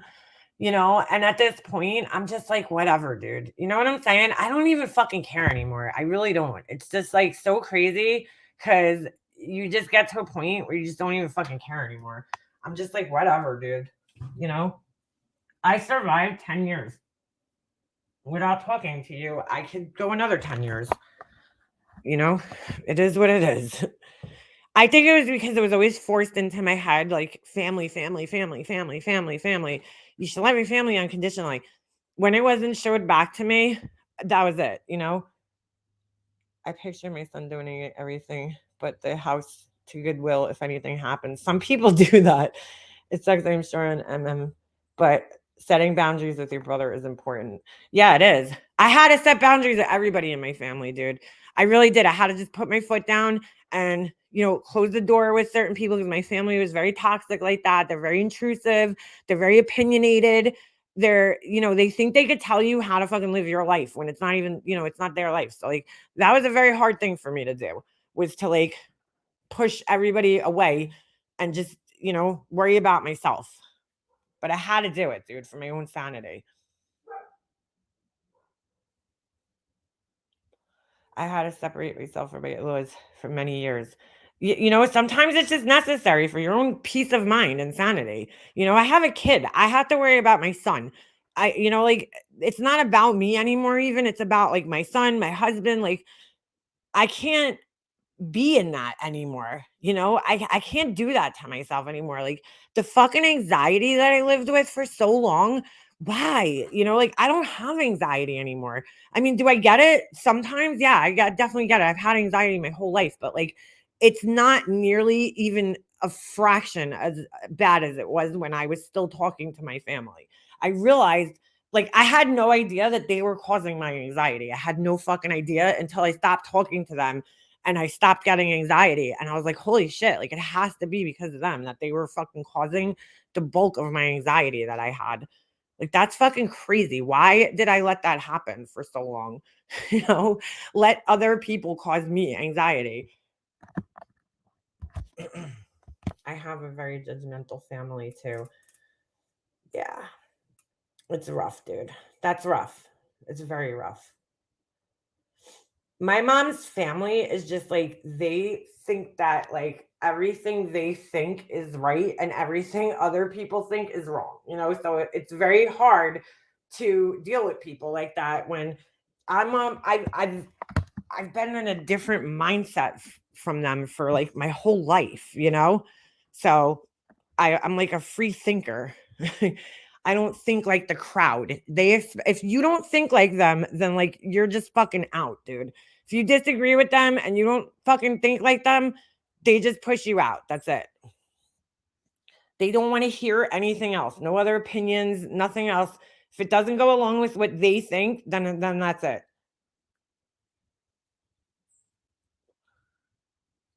Still feels good to this day. Snapping off on my cousin over the things she pulled when her mother died still feels good to this day. Truth got told, and for once, her money couldn't stop it. That had to feel good, girl. It did. Listen, I made sure to fucking let everybody know what I was thinking before I walked away. I definitely didn't walk away quietly. I let everybody know exactly what the fuck I was feeling before I walked away because that's just how I am. Here you go. You know what I'm saying? Here's how it is. Here's how I think. Peace out. See you later. And that was it. And it felt so good. It did. Your family's divided because of religion. That's sad. That's super sad. What does this dog have? What are you doing? Why do you keep going after that? Get out of here. Fucking dog. Just obsessed with the weirdest shit. Oh my God. That's rough though with religion, you know. My family's like fake religious, so they've turned me off to religion. Whoa. You guys hear the door just slam? My dad's family is super Jewish and my mom's family is super Catholic. Oh, really? Huh. That's sad though. I really wish I had a relationship with my parents. It's been 7 years. I couldn't let my children be around their toxic behaviors. Well, you know what, Bobara, am I saying that right? I always wonder if I'm saying it right. You know what though? You're better off in the end. I kind of feel the same way because I'm like a lot of the things that I used to like accept as normal. Um, you know, my son, like he's not around those things. So like he's never gonna know those things to be normal. You know what I'm saying? Because he's not around it. And I kind of feel the same way where it's like, I don't want my son to have to grow up in this like toxic fucking environment thinking, and it wasn't all toxic. I'm not saying my family was always toxic. Like there was way more good times than bad always in my family. It's just, certain things happened and people changed and opinions changed and it one little thing, I shouldn't say little, one thing could happen in your family and it could just fucking change everything. So everybody became a stranger to me after this incident happened in my family with my cousins. Like it was just like, who the fuck are these people? Because all these years I thought I was raised with the same values, principles, you know what I'm saying, foundation. And then all of a sudden this thing happens in my family. And like I'm shocked at the way some of the people reacted to that thing, and the way they handled it. And it's like, you just get like it just changed everything. And there was no like turning back after that. You can't like unsee things. So, and then as time just progressed, it just became harder and harder to handle even though I tried, for me personally, it just became harder and harder to handle. I tried to overlook certain things because I'm like, okay, everybody's different. Everybody's going to have a difference of opinions. We were all raised differently. Even though we were all raised with the same values and morals and things, we're going to end up thinking differently about things. That's just nature. So, I tried to look past it. But then once those same toxic patterns started repeating in my situation that I was in, I don't want anything to do with it anymore. I was like, I don't need this, I'm going through enough stress. I don't need to deal with this bullshit. These fucking people. I do not like, oh, Nunya, let me pin that. Do not like when people say you can't cut them off their family and are always going to be. No, I choose who my family is. My tribe is my family. I don't accept toxic just because we share a DNA line. Girl, fucking scream it louder, girlfriend. Scream it louder from the rooftops, okay? Because I hear that a lot from people. I did at the time. I heard it, people are like, oh my God, but it's your brother. I don't fucking care, dude. If we're not getting along, right? If you're not getting along with somebody in your family or somebody in your family is not treating you right, tell me what good it does to keep them around in your life. You know what I'm saying? All you're going to do then is bump heads, fight with one another, argue with one another. And then what does that do for either party? You know what I'm saying? Like, that's not doing good for either one of you to be arguing and fighting. So I never like bought into that shit. I did for like most of my life because that's how I was raised, was like, you should love your family no matter what. But it's like when somebody does something really fucking horrible and unforgivable in your family, right? How do you, why do I have to accept that you're doing this absolutely fucking horrible thing, victimizing another member of the family? Okay. Like, I could love you from afar. You know what I'm saying? I could still have love for you and cherish the time that we spent together before this happened, but I can't, but that's changed now. You know what I'm saying? And I don't have to love this person anymore, like the same way. My love for them has changed. I'm mad at them. I'm angry with them. And it's like, it serves me no good to be around that. Don't let anybody ever fucking tell you you need to fucking stay around somebody just because they're family. I don't know if you've ever heard me say this, Nanya, but my my excuse me, my grief, holy shit. My voice won't come out. My grief counselor was the one who actually told me. She was like, if you weren't related to that person, these people, would you talk to them? And I'm like, no. And she's like, okay, so there's their answer. Like, why are you talking to them? If somebody did that to you who wasn't related to you, what would you do? You would cut them off, right? So why would you continue to talk to them just because you're related to them? And I'm like, you're fucking right, dude. Like, I don't have to talk to them. I don't have to talk to them just because they're family, especially when the relationship is one-sided. Yeah, family can be more toxic than friends. Science girl, 100%. Making the choice to set boundaries is hard. You will be the a-hole and you will feel left out. It hurts like fuck. But the result of breaking toxic cycles is more worth it. And I had to go through that, Nunya. Like, I know exactly what you're saying because I had to make that decision. With certain people in my family, I had to set boundaries with them, and I had to make that decision that, like, I'm not going to be included anymore. My grandmother died. Okay, I'll give you an example because I don't know if you know my whole story, Nanya, but, my brother and we got into it years ago before my mom passed away. But when my mom got sick and there were certain family members in my family that had resentment towards me for a whole another reason, that wasn't even my fault. Their behavior towards me started acting like assholes towards me. And I cut off a lot of my extended family, right? Because I had no choice, like, at that point in time. Like, it was just I was under so much stress trying to take care of my mom and worrying about her that I just kind of had no choice at that point in time. Like, I knew that was going to result in me not getting invited to things. Like, when my grandmother died, nobody called me and told me that my grandmother died. My one cousin that I'm still in touch with, she is the one who told me, obviously. And I went to the wake, I went to her wake, I went to her funeral, and I felt fucking weird, dude. I mean, because I am not talking to anybody in my entire family. Like, it's not just like one or two people. It's like, I mean, I haven't talked to any of them at that point in, like, what, 4 years, except my cousin and her siblings. And then well, I'm sorry, I shouldn't say anybody. There's a couple of cousins that I'm still, like, cool with and in contact with, but, like, not the way we used to be, but I'm still okay with them. But none of my aunts and uncles. I had a falling out with pretty much three of them, right? And then one of them I just kind of was like collateral damage, I guess. And it was really weird, and it took me a really long time to, like, get past that feeling of hurt of, like, not being included in a sense. Even though it was my choice, it still was upsetting because it's like, wow, these people just really don't fucking give a fuck about me. Like, they just don't care, like, that's like, if the tables were turned, right, and it was my mom and one of my cousins, it would never happen because my mom would care enough to call that cousin and try to make amends or try to fix things. But that's why my mom was a rare gem in her family because her sisters are fucking assholes, you know? So the fuck was that? So you know what I'm saying? So like it took a really long time for me to get over it. Like then I got to a point where I was like, dude, I'm so fucking glad I don't have to be there. Like I don't want to be there, you know? Like I'm so happy I don't have to deal with the anxiety anymore. You know, going to family functions and having to see certain people that gave me anxiety. I don't have to deal with that shit anymore. And it's like such a great feeling. So I'm like, you know, I've gotten over it years ago, but you know, at this point I laugh at the people that still have to deal with it. I'm like, ugh, sucks to be you.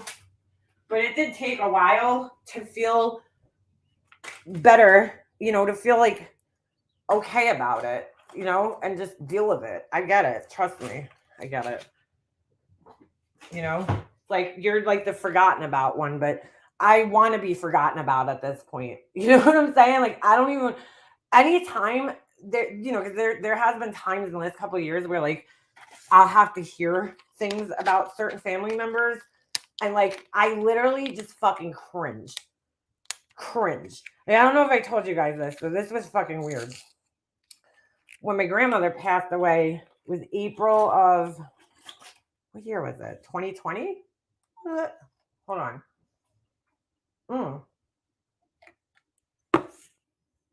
Wow, was it 2020 or 2021? I'm like totally fucking forgetting. Well, either way, okay. So it was April, whatever year it was. Let's just say it was 2020. It might have been 21. I don't remember. I totally am like losing my fucking mind and dates and everything lately. But regardless, okay, she passes away. Like a year goes by, and it's now, you know, it's now nearing November and the time of year when my mom passed away, right? I go out one morning to bring my son to school, and there's this garbage bag sitting on my front porch. I'm like, what the fuck is that? Like, what is that? So I go and I look at it, and I can see through the bag that there's like this, I don't know, like, you know, those like cheap ass, like fucking tubs that they sell at like the Dollar Tree, you know, they're like round, like an oval shape, and they're like have the two handles on the side, like holes for handles. And I guess you could put drinks in them at a party or something. I don't know. So there's like one of those in there. And I look in it real quick because I'm out the door, you know, with my son. And I'm like, what the fuck is this? And it was like old pictures and shit in there, like in random junk, you know? So I'm like, whatever. I don't have time to deal with this right now. So I go bring my son to school. I didn't even fucking look at the thing. I didn't even want to fucking look at it, you know? I waited until like much later and I finally open it.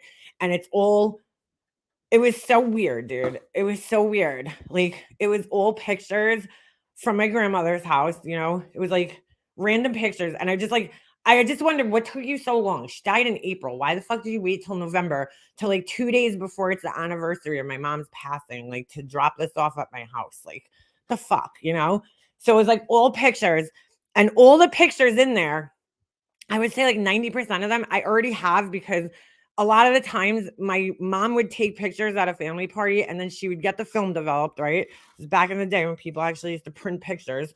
You know, she would get the film developed and she would get 2 copies of every time. Every time she got it developed, she would always get 2 copies and she would give my grandmother one. So like most of the pictures that were in there were, you know, copies of pictures that I have already because they're my mom's pictures, you know? Then this was weird, right? So there's one of my aunts doesn't talk to, you know, she got divorced out of the family after her daughter was victimized, you know. Her and my uncle divorced, okay? She was the in-law, so she is no longer around. They made sure to include a bunch of pictures of her in there for me. Like, I don't know why, just to be vindictive, you know? Like, here's all the ex-family members. It was so fucking weird, right? Like they did little passive aggressive bullshit like that to me, you know? And it was like at this point in time, I was going like a solid like couple years like of not even fucking worrying about these people and thinking about them. So it was like, why the fuck do you need to do this to me? You know? Like you just like took me down. Like I've been doing so well, and you just like you can't take that I'm doing good in my life, it seems, you know? and I'm not saying like this was their thought of dropping this off, but I do have to question the timing of it. The fact that you fucking put those pictures in there of family members that are no longer even part of the family. Like, why would I want those pictures? Give them to like my other cousins whose mom it is. I don't know. Give it to my uncle. Why would you give me pictures of my uncle's ex-wife? I don't fucking understand. Um, it was just weird. And there was there was a bunch of like maybe like two things in there that I bought for my grandmother that they gave back to me. But I heard my other cousins got like way more shit. They got jewelry. They got like I got all the pretty much it looked like to me, I got all like the scraps, like the leftovers, like which was nothing. It was just pictures and a couple of like a picture frame that I bought for my nana, which I still have somewhere, and then like that was it, really. That's all I got from my nana. And I was just like, thanks, like, I guess. I'm sure my nana wanted me to have things because I was close with my nana, very close with her. So, like, but they don't fucking care. See, they're not like me where, like, they could be the bigger person and just put their feelings aside and do what's right. They can't do that. So I got all these, like, sloppy seconds pictures. It was just, like, fucking weird. So I just, like, I didn't even react to it though. I didn't thank them. I never talked about it until now.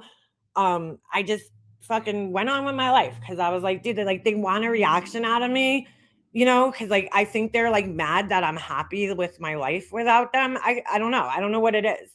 But I'm like, this is sick. Like there was no reason. And the person who fucking delivered it to my house, like, if that motherfucker ever puts fucking foot on my property again, he's gonna have a fucking problem. He's lucky he came at the time he did where I was sleeping, probably because he's fucking not welcome on my property ever again. But anyway, I just thought it was so sick. Like I was just like, I don't like I I had no choice but to move on with my life and just live my life. You people have shown me who you are. I've had to deal with that. I've had to accept that, which is not an easy thing to accept, right? Because you grow up your whole entire life looking at people a certain way, and then all of a sudden that changes. You know what I'm saying? And you're looking at them in a totally different way, and it's very hard to accept that. You know, and I've had to heal and grieve, right? The loss of those people too, on top of the loss of my mom. And here I am now. I'm doing okay. And you motherfuckers just can't leave me alone. Like, you can't just let me fucking be. Like you have to like drop something off in front of my house in a garbage bag. Like, what the fuck is wrong with you people? You know? I mean, it was nice of them. They didn't have to give me anything, I guess, so I could look at it like that. But like at the same time, like there was just so much passive aggressiveness like contained in that little fucking barrel that they left here that it was like I almost would have just rather you not fucking given me anything than done that. It's almost like they dropped it off because they don't want to hear from I don't know who the fuck they think they're going to hear from at this point. Maybe my one uncle, like, oh, did you give Leanna anything? Like, you know what I'm saying? It was like to absolve their own guilt. It wasn't even about me or giving me anything. It was so that they could say that they gave me something. Like, you know what I'm saying? I don't know. But either way, I was just like, dude, like those little times where like I have to be fucking forced to hear about these assholes.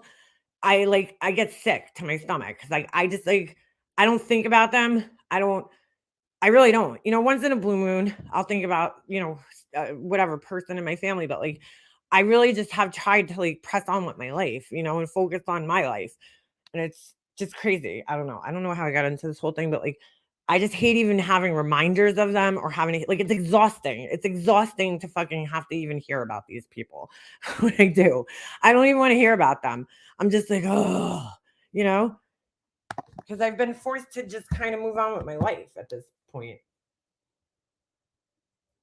It's the peace. I just want a peace in my life. And I realized that was disturbing my peace, and anybody that caused the disruption had to cut it. Exactly. That's exactly it.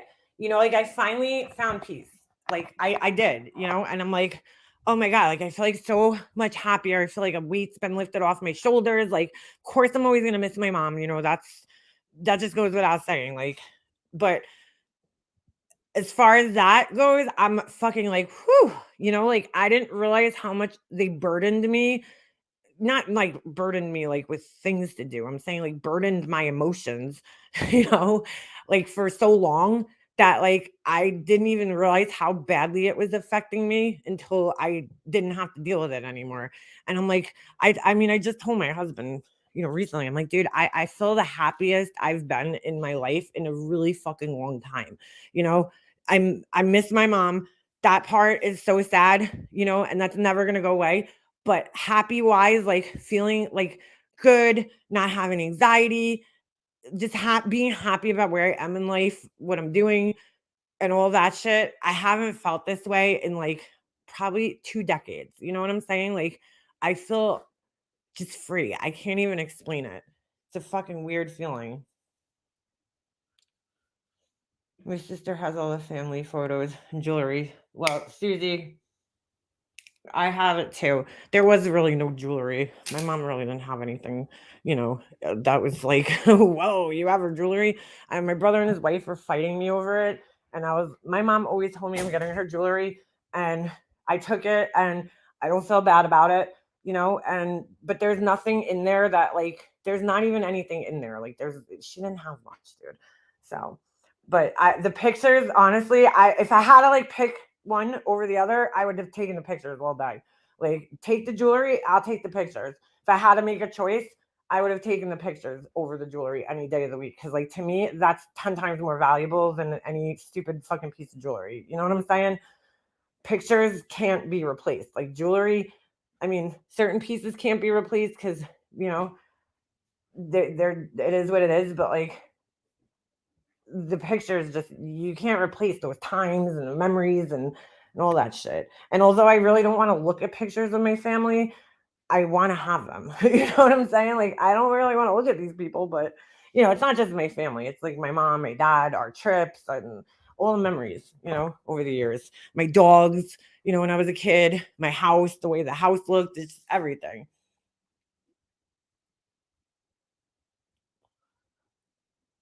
The pictures all day. The pictures were the most important thing to me, honestly. Like, out of anything my mom had, that was like the most absolute most fucking important thing. That was the thing that kept me up at night.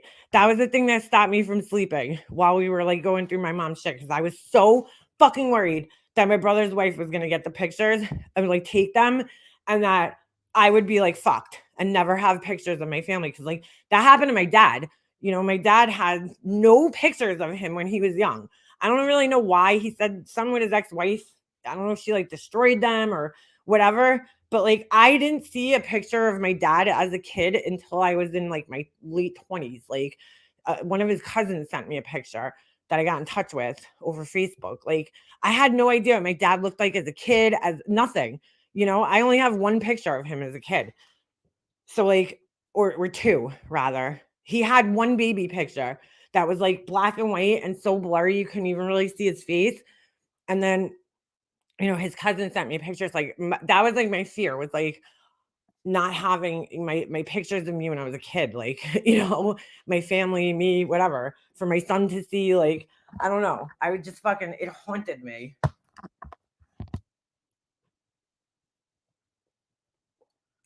I haven't been able to look at pictures lately. Well, Natalie, I have trouble doing it too. I got to be honest with you.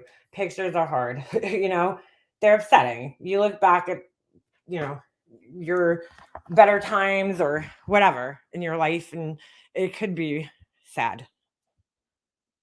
That's got to be rough. Maybe you need to find a way to make peace with her for your own peace of mind. What happened? I listened to your whole series on grief and it really helped me. Oh, thank you, Hope. You were so strong. I try to be. Thank you, Hope. I appreciate that. I love Spanish and still love my mom, even though she passed away almost 10 years ago. I'm sorry to hear that. It's very hard, dude. It's really fucking hard. And until you go through it, like somebody like Laura, it's really easy to fucking be like, "Ooh, your family doesn't talk to you." But like, dude, like that is not an easy decision to make, to cut off contact with your family, dude, by any fucking stretch of the imagination, especially when like, somebody in my situation was like, I was very close with my family. Like, I didn't fight with my family. I didn't have issues in my family. My whole life, I really idealized my family and put them up on a pedestal and thought they were the fucking greatest things in the world, And so for me, it's like to cut off contact with the same people that I looked up to my whole entire life. Like that's really fucking hard, to do that. And it wasn't an easy decision for me to make that to do that. And you know, it's easy to say, but like you just never know it's gonna fucking happen in life, dude. Things could change, that are just completely out of your fucking control. Like things happened in my family that were just out of my control that I didn't realize were gonna have such a drastic effect on people, you know? And you just never know what's gonna happen. I just spoke to my dad yesterday and asked him to sit with me and tell me stories from his dad, my grandpa, because he passed away when my dad was 21. I have photos, but nothing about him really. See, that's how I was too. My dad didn't talk that much though. Like I know nothing about him, even though I lived with him my whole life, until he passed away. Like my dad was like an enigma. Like he just like didn't talk much. He didn't share much. I don't know much about his childhood. So and there's nobody I could really ask, because he didn't like his brother passed away. His mom's, he didn't talk to his mom, my dad. My dad cut off contact with his mom, uh, prior to me being born. So he didn't talk to her. So my dad also cut contact off with his family. And I grew up my whole life thinking he was fucking crazy. Like something was wrong with him. How could you do that? You know? My mom always was trying to reconnect them and she did eventually, but like I grew up my whole life thinking he was fucking crazy. Like, how do you do that? How do you cut off contact with your family? But now I get it. He never really talked about the whys. I mean, his brother he did. I don't really know he told me, hey, get out of there. Hold on a second. Get fucking dog, dude.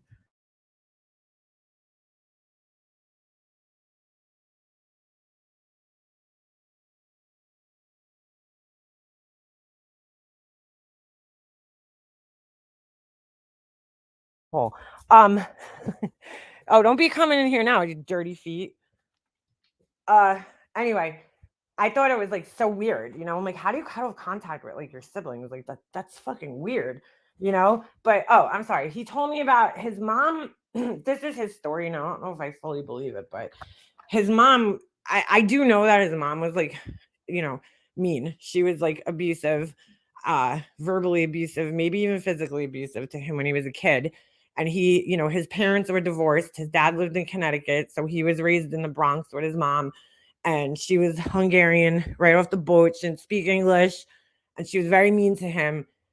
And he kept in contact with her. And I think he claims, and like again, I don't know if I believe this, but he claims that he used to go visit her, every week, and all of a sudden he went there to visit her one day, and like her apartment was just empty, and she just like left. And I don't know if I fully believe that. It could be true. So he just stopped talking to her after that. He cut off contact with her. So like I guess she left and didn't tell him. I don't know. I don't fucking really know what's true and what's not anymore with my dad. But that was his reason for not talking to her. And then um the brother was because the brother and the dad had a fight and they got into a huge like brawl. Some type of weapon was pulled out, like I don't know. And then the dad ended up having a heart attack, like I don't know if it was the same day or the day after or something. So my dad blamed his brother for like causing that, which I could understand that. Um Maybe my dad feels like the brother got him so worked up that he had a heart attack.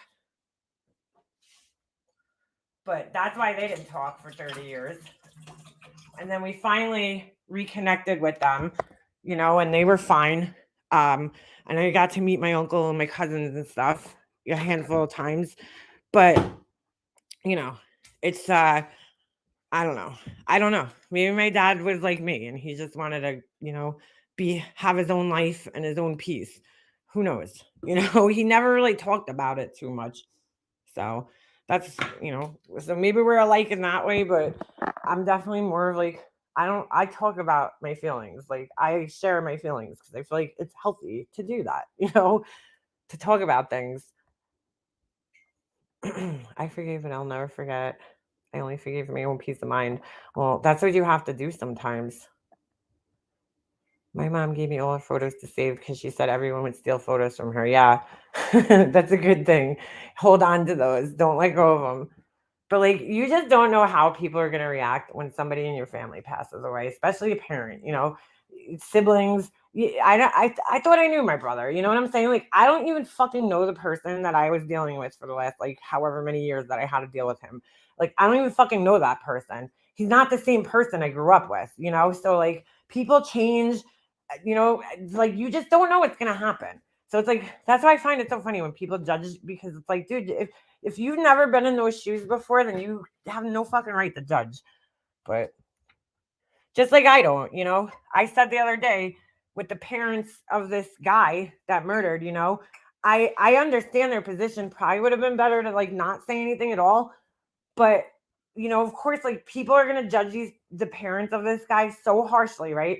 Because oh my God, how could you stand by your son and he did this horrible thing and I would never stand by my son. You don't fucking know that, dude. You don't know, how you're gonna react if God forbid your son did something like that. Like, you know, especially if you're, like you raise the kid, like Chris Watts' parents, right? They got so judged so harshly. And I always felt a little bit of empathy for them because I'm like, they didn't fucking ask for this, dude. Like, even the laundries, they didn't ask to be put in this situation. Like, they're victims too, in a sense. And it's like, you could say, oh, I would do this and I would do that and I would do this and da da da. But you really don't know how you would react in a situation until you're faced with that situation. Like, that's just the reality. You could speculate all you want, but reality is you just don't know how you're going to react in a situation until you're in that situation. I stopped talking to my sister because she became a total asshole. That's pretty much with my brother too. My brother became a total fucking douchebag. Like I just don't even know who he is anymore. He's like a fucking total fucking piece of shit. Asshole. Total fucking different person. Like totally different. Everything about him. I don't even it's like he's not even recognizable anymore. Glad you said that on because I hope they leave the poor parents alone. The friends say they were nice, kind people. Well, that's what I'm saying. Like, you don't, these people, the parents are in denial clearly right now. Okay.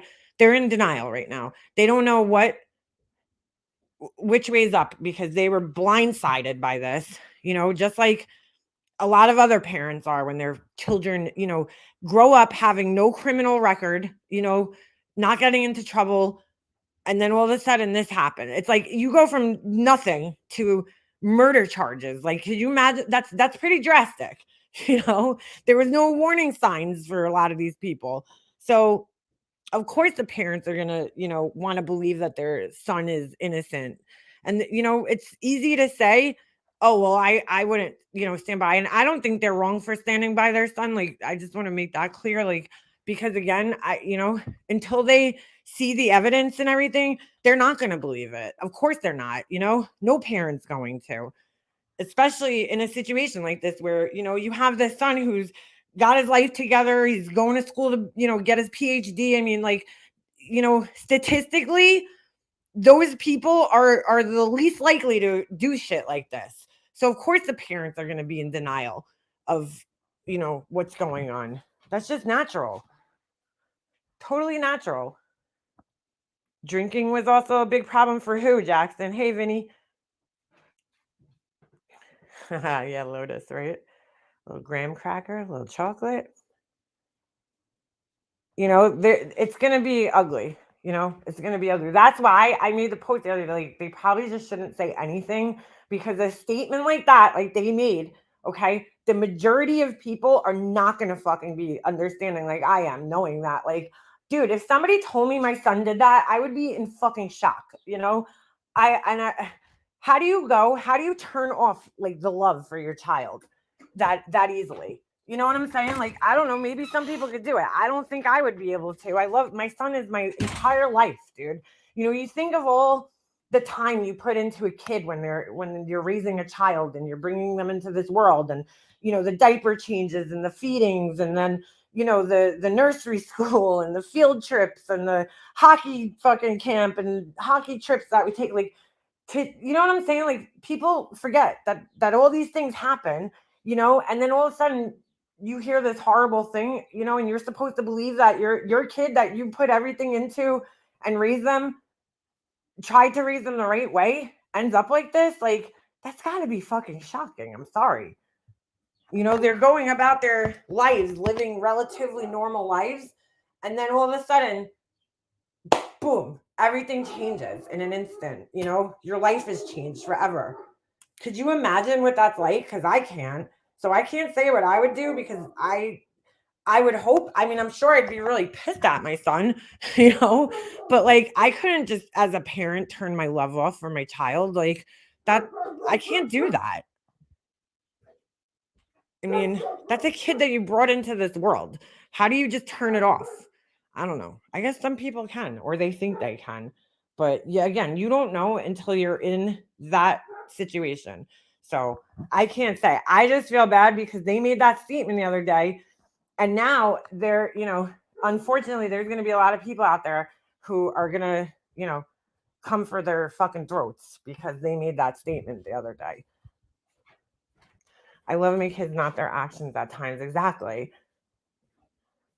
They're going to have to go through their own grieving process, their own, I can't even imagine. To me, it's like almost harder in a sense, because the other people, the other parents who, of the victims, like they suffered a tremendous loss, they'll maybe get answers for why that is, and they'll just have to grieve the loss, but when somebody's like still here and then you lose them in a different way, it's almost like, in a sense, harder, because it's like your life's going to be changed. Everybody's lives are changed forever. The victims' families' lives are changed forever. The parents of the perpetrator's life are going to change forever. Like, it's just so sad all around.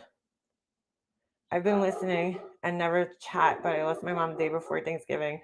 I am the closest of 6 kids, handling all and struggling to pay to get our ashes. I have not had much luck with GFM. Any suggestions? First of all, sorry to hear that, Darlene. I'm so sorry to hear that. Was that this Thanksgiving? I'm very sorry to hear that, and sorry for your loss. And that's terrible. What do you mean GFM though? I don't know what that is. I'm sorry, I don't know what that is, but I think you were probably running out of characters there at the end.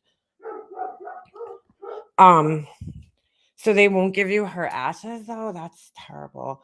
Oh, GoFundMe. Okay, I got you. All right. What are they? So did you have her just cremated and then? Because typically they'll give them to you just in like a standardized box, but I guess if you owe the funeral home money and you have to pay for the cremation at least, then yeah, that's gonna be rough.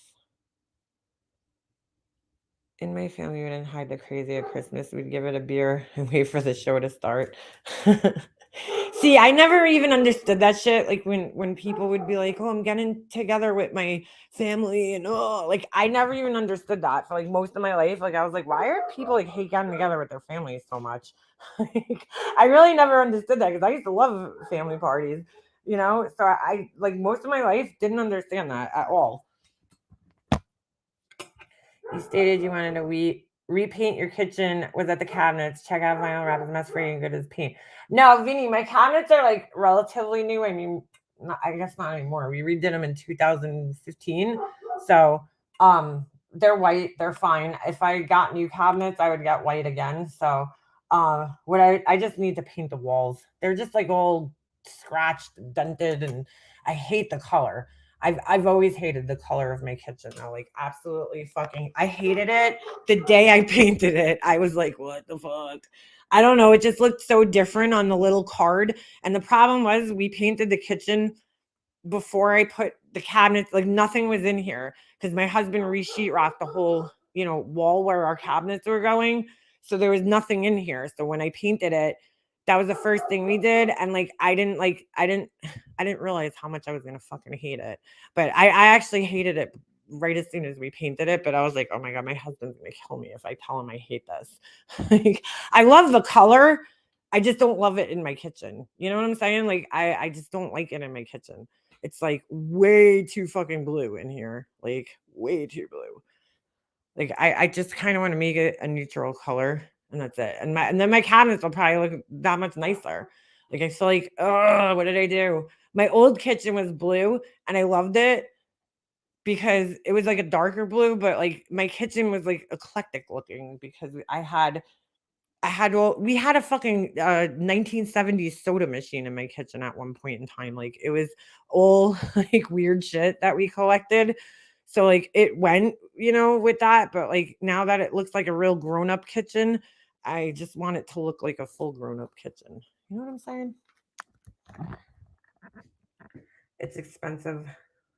I could probably vinyl wrap anything though, Vinny, because I've worked with vinyl for like a long time.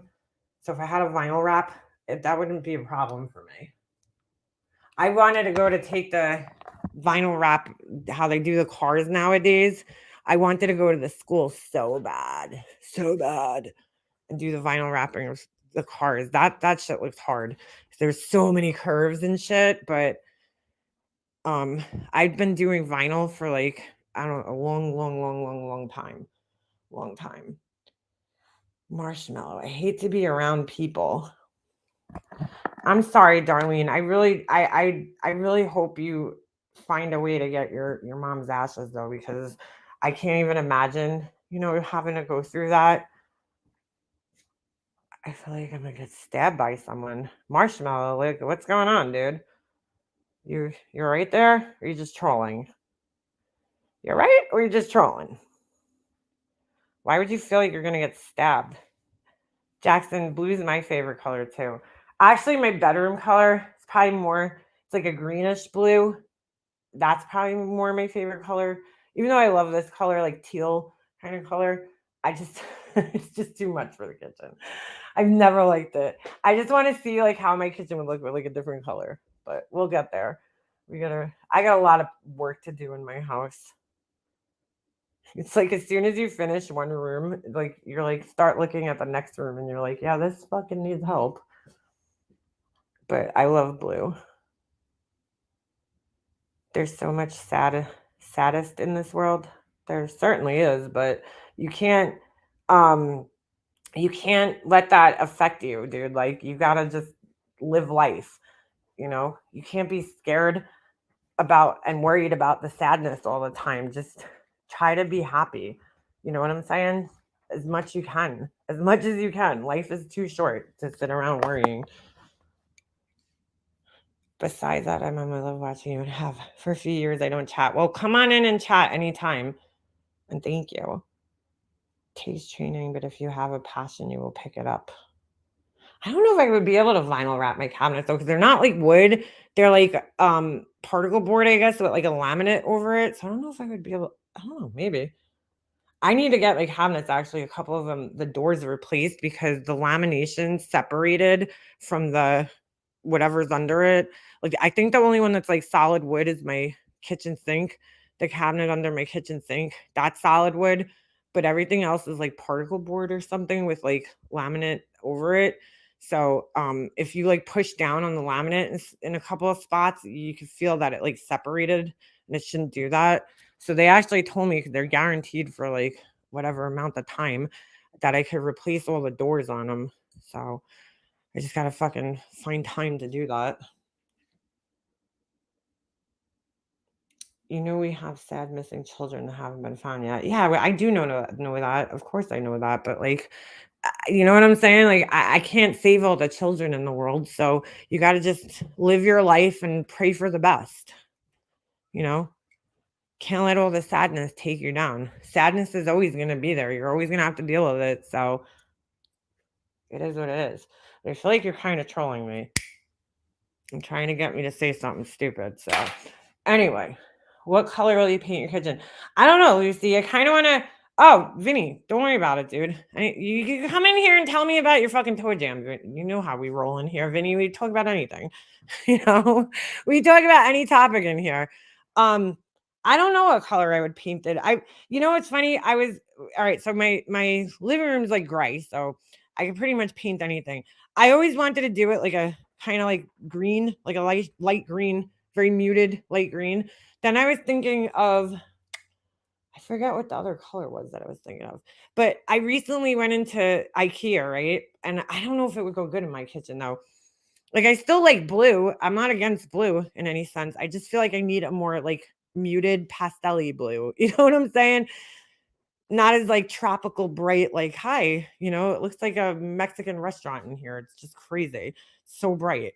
It reminds me of like Jamaica or something, which is a good thing because I love Jamaica. But um anyway, like a hotel room in Jamaica. You go to Jamaica, the hotel rooms are like always painted these crazy colors, like a bright orange or some shit. Like it's just a little much. It's a little much. But anyway, I went to IKEA the other day and there was this kitchen that they, how they have like all the kitchen set up. I love looking at that shit. I don't know why. But I go in there and I'm looking around and I'm like, holy shit. They had like this one kitchen, but see, they had dark wood cabinets in there, so I don't know if it would go with my kitchen necessarily, but, like, it was, like, this dark, I don't wanna even say it was a navy blue. I'm trying to explain that. It was a blue, though. It was a darker blue, but it was a more muted tone. It wasn't as, like, bright like mine is, and I'm looking at it, I'm like, "Oh, I actually, like, really like that color?" But I don't know how it would look in my kitchen. But it was dark though. That's the only thing I'm worried about because like I like brightness. Like I don't like dark rooms. So um my husband hates me because I have like I have an obsession with lighting. So like every room has like multiple lights in it. And he's like, what are you fucking blind? I'm like, yeah, dude, I like bright rooms. I don't like darkness. Like he'll sit in the dark. I've never done that. I've never sat in the dark and watched TV. Like I would always have the lights on in the room. I don't know. So anyway, like I don't know. It would kind of scare me to do a blue like the one I saw at IKEA, but I don't know. I guess they you go on like one of those apps that like colors the walls for you. Don't they have those? They have to have that. Maybe I should do that and see what color I like. Like Bear. Doesn't one of those companies have that? AJ, I with you, girl. My whole fucking house needs an overhaul. I told my husband I want a dumpster for Christmas. I was like, could you just get me like a fucking like 10-yard dumpster? Thanks. Cause like I just need to go through my mom's shit, go through my own shit, get rid of it. I need a purge. I need to purge my house. There's so much shit here. You love organizing pantries. You should come over my house before I even organize my pantry anytime because I fucking hate organizing anything. I am the worst person to organize. Like I get so overwhelmed when I try to organize that I just like give up because I'm like, I don't know what to do. I don't know how to organize. My brain doesn't work like that. Random question. What is the best way to clean bathroom grout? This rental I am in is difficult to clean. So, I know you could use a steamer, but you probably don't have one of those on hand. Um, what the fuck did I use recently that cleaned the bathroom grout so fucking good? Shit. Oh my god, I can't remember what it was. I like sat there with a toothbrush though, and like not a toothbrush, like a little brush, and cleaned it. I can't remember what it was though. Google it. Something will come up.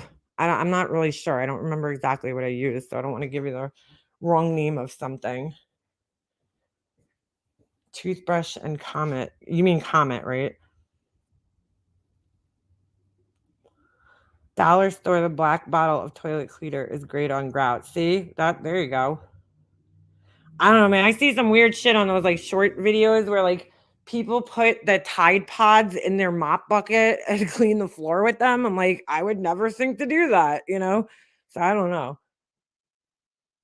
I'm going through that totally overwhelmed. Yeah, that's how I feel. I'm just so fucking overwhelmed, dude, with stuff. I just have so much shit. I need to like downsize badly. They look like shit, but they taste delicious. What are you talking about? I'll do some Googling. It's driving me crazy. They never cleaned before we got here. Ew.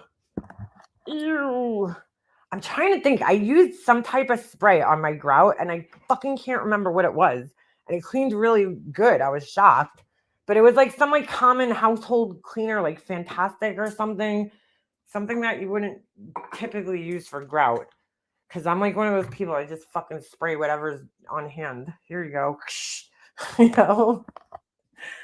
I'm like, here, 409 or Grease Lightning. It was one of those fucking things. I don't know. One of those bathroom cleaners. I tried Barkeeper's Friend, but it wasn't strong enough. I've never tried that on grout. I don't know if that's like, is that like a thing? I have that actually, but I've never tried it on grout. Try the pink stuff, Miracle Cleaning Paste. I'm telling you.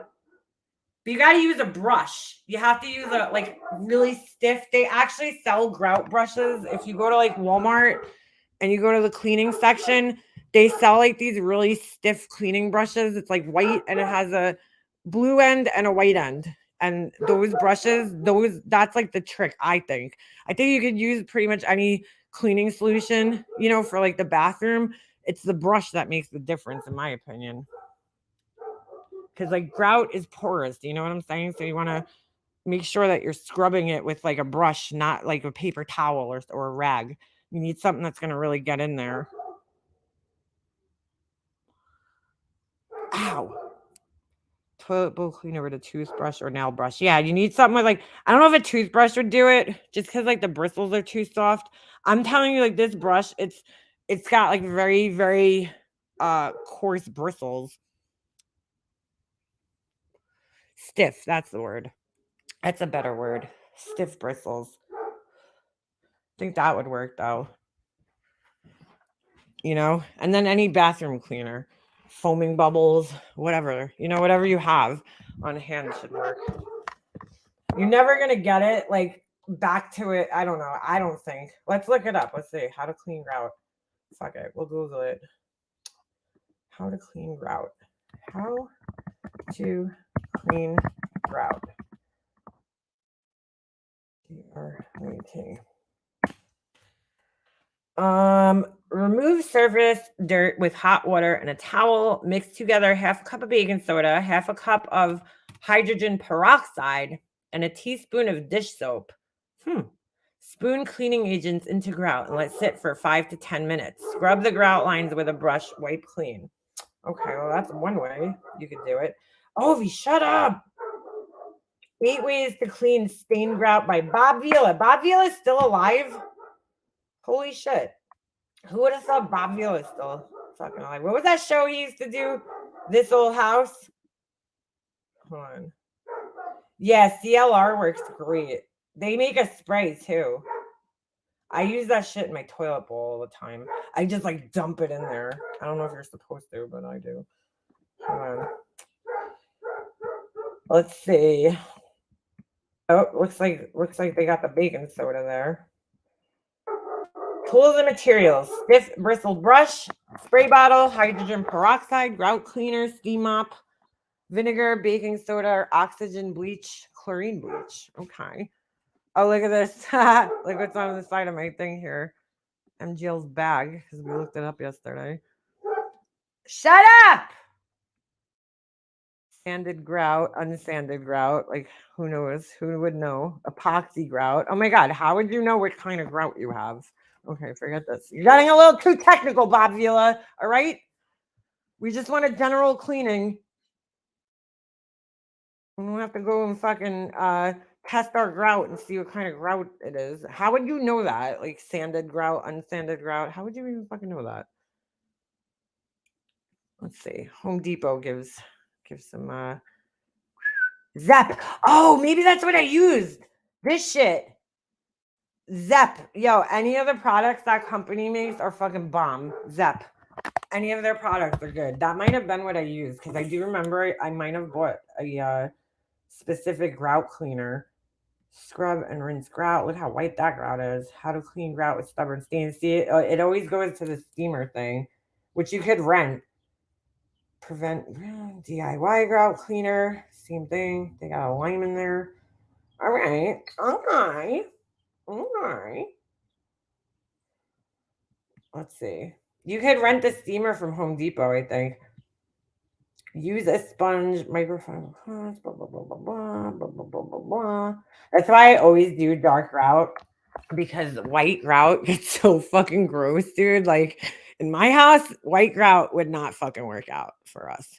Like when I did my kitchen floor, I did dark gray grout in between it. So like it doesn't ever really look dirty. I mean, it looks a little dirty, but yeah. Oh, I guess this baking soda thing works. I mean, shit, everything I'm freaking clicking on here is saying baking soda, so that's crazy. You gotta go on like TikTok and put like grout cleaner, because like that's where all the good cleaning tips come from. But I would definitely start out. I just took the time to look at some of your videos. I love the fact you actually have awesome content. Not only are your projects great, but they keep me watching. Thanks, Winnie. Thanks. I try. I haven't made like a good upload. I haven't had time, dude. I've been so busy trying to like get my shit together. I finally got candles that are working, so that's the good news. Okay. Like I ordered these specific type of wicks. I told you guys, and like now I definitely feel like, okay, I got this. You know what I'm saying? The other wicks that I had, they just were not working. And then when I ordered these, it was like magic. Everything came together. So I have a couple more tests to run on certain vessels, shall I say, that I'm doing. And then I think I'm ready to go. Like I'm ready to go soon. So I just gotta figure out how I'm gonna, like, this is so overwhelming. Again, comes down to the organization part of things for me. And it's very hard. But yeah, I think we're good. We're good. Like I think like I got a couple, I've narrowed down to like the initial product line, I guess, of things that I want to sell first, and then see how those things do. And then when those things, whatever ones of those do good, I'm going to order, my next step will be ordering more molds so that I could, do more than one, because most of them I only have one of each. So I might need multiples. Depends on like which ones sell better. But I'm getting so much closer and feeling more confident now with my candle making skills. So that's good. That's good. I was like testing all these candles, and like these people are really fucking harsh in these candle groups. Like you'll put a picture, or I'll see somebody else. I don't dare put a picture in there. Oh, by the way, I just want to prove something to you guys. Hold on. Speaking of candles, because remember a couple of weeks ago, Laura was like, "Oh my god, that wax she's using is garbage." Okay, so I specifically made a post to prove her wrong. So hold on one second. So I'm going to show you guys. Because she's like trying to say, I know most people here probably don't believe a fucking word she says, but hold on a second. I actually made a specific fucking post. Let me show you guys. Okay. So, hold on. I'm going to cross these people's names out because you don't need to know the names. I'm not going to dox people. So just give me a second here. Because, yeah. Hold on. I don't even need to show that one. Just this one. Okay. Because I thought this was really funny, right? Laura's trying to say that, oh, it's garbage. Like she fucking knows. First of all, Laura, if you never fucking tried something, how would you know if it's garbage or not? Like, how, you know what I'm saying? Like, how could you even say and make such a bold statement? You've never tried this wax, and I know you've never tried it because it's a fucking new wax, dude, that just came out, like, with this certain company. So, how would you fucking know if it's good or not? You wouldn't. You fucking asshole. I just thought this was really fucking funny. So hold on a second. Okay. I don't want to dox anybody. I just had to cross out names. All right. So this one and this one. Okay. I specifically did this because I just had a show. What a fucking idiot she is. Okay. Let's share this. Present. I like wax melts in my wax warmer. I know. I love wax melts. I really do. I'm definitely going to make some. So, okay. All right. So you guys hit see, says Leanna's post. Okay. So I made this specific post about Laura in the group, but I blocked her ass. I said I was told by someone in this group whom I actually know outside of this group and also had a block that this wax was garbage. They were wrong. So far of all the waxes I've tried, and I wrote down just some of the ones that I tried. Soy 464, IGI 6006, coconut 86, etc. This one is the easiest, has been the easiest to work with, had the best scent throw, both hot and cold, and has burned the cleanest and nicest. I don't think it's fair to call any wax garbage unless you yourself have used it.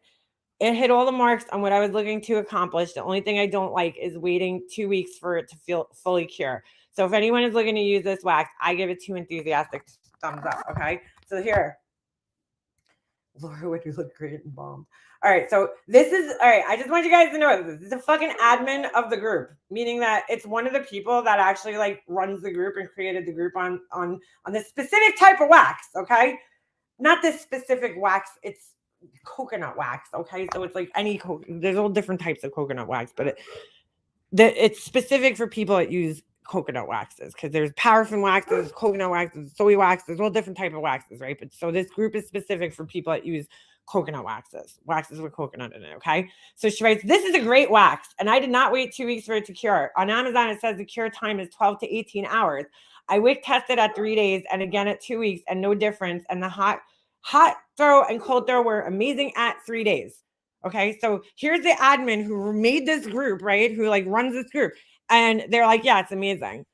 So like, but Laura's calling it garbage because she's a fucking idiot. You know what I'm saying? She was like, "Yeah, it's garbage," because she never fucking used it. I didn't order mine off of Amazon. I ordered mine from like a supplier, but yeah. So I just had to show that because like, she's again putting misinformation out, just like she did about paraffin and all the other fucking shit that she says because she's a fucking idiot and doesn't know what she's talking about. Because Laura only orders, or I shouldn't say she only orders, but I think she orders her wax from this one specific company that's just like overpriced and like too commercialized. Like, I don't know. I wouldn't order. I haven't ordered from that company yet. Not saying that I never will, but just I haven't ordered from them specifically because I've heard like bad things about the company. So and again, that could be, subjective. I don't know what, people's experience have different experiences with things. Like the whole thing is like it's all subjective, right? Because you might love, like, people love the soy wax. I don't like it. I don't think it makes enough scent when you burn it. So for me, it's not something that I like, but other people love it. Like, so I would never say that something's garbage unless I actually fucking tried it. She's such an idiot.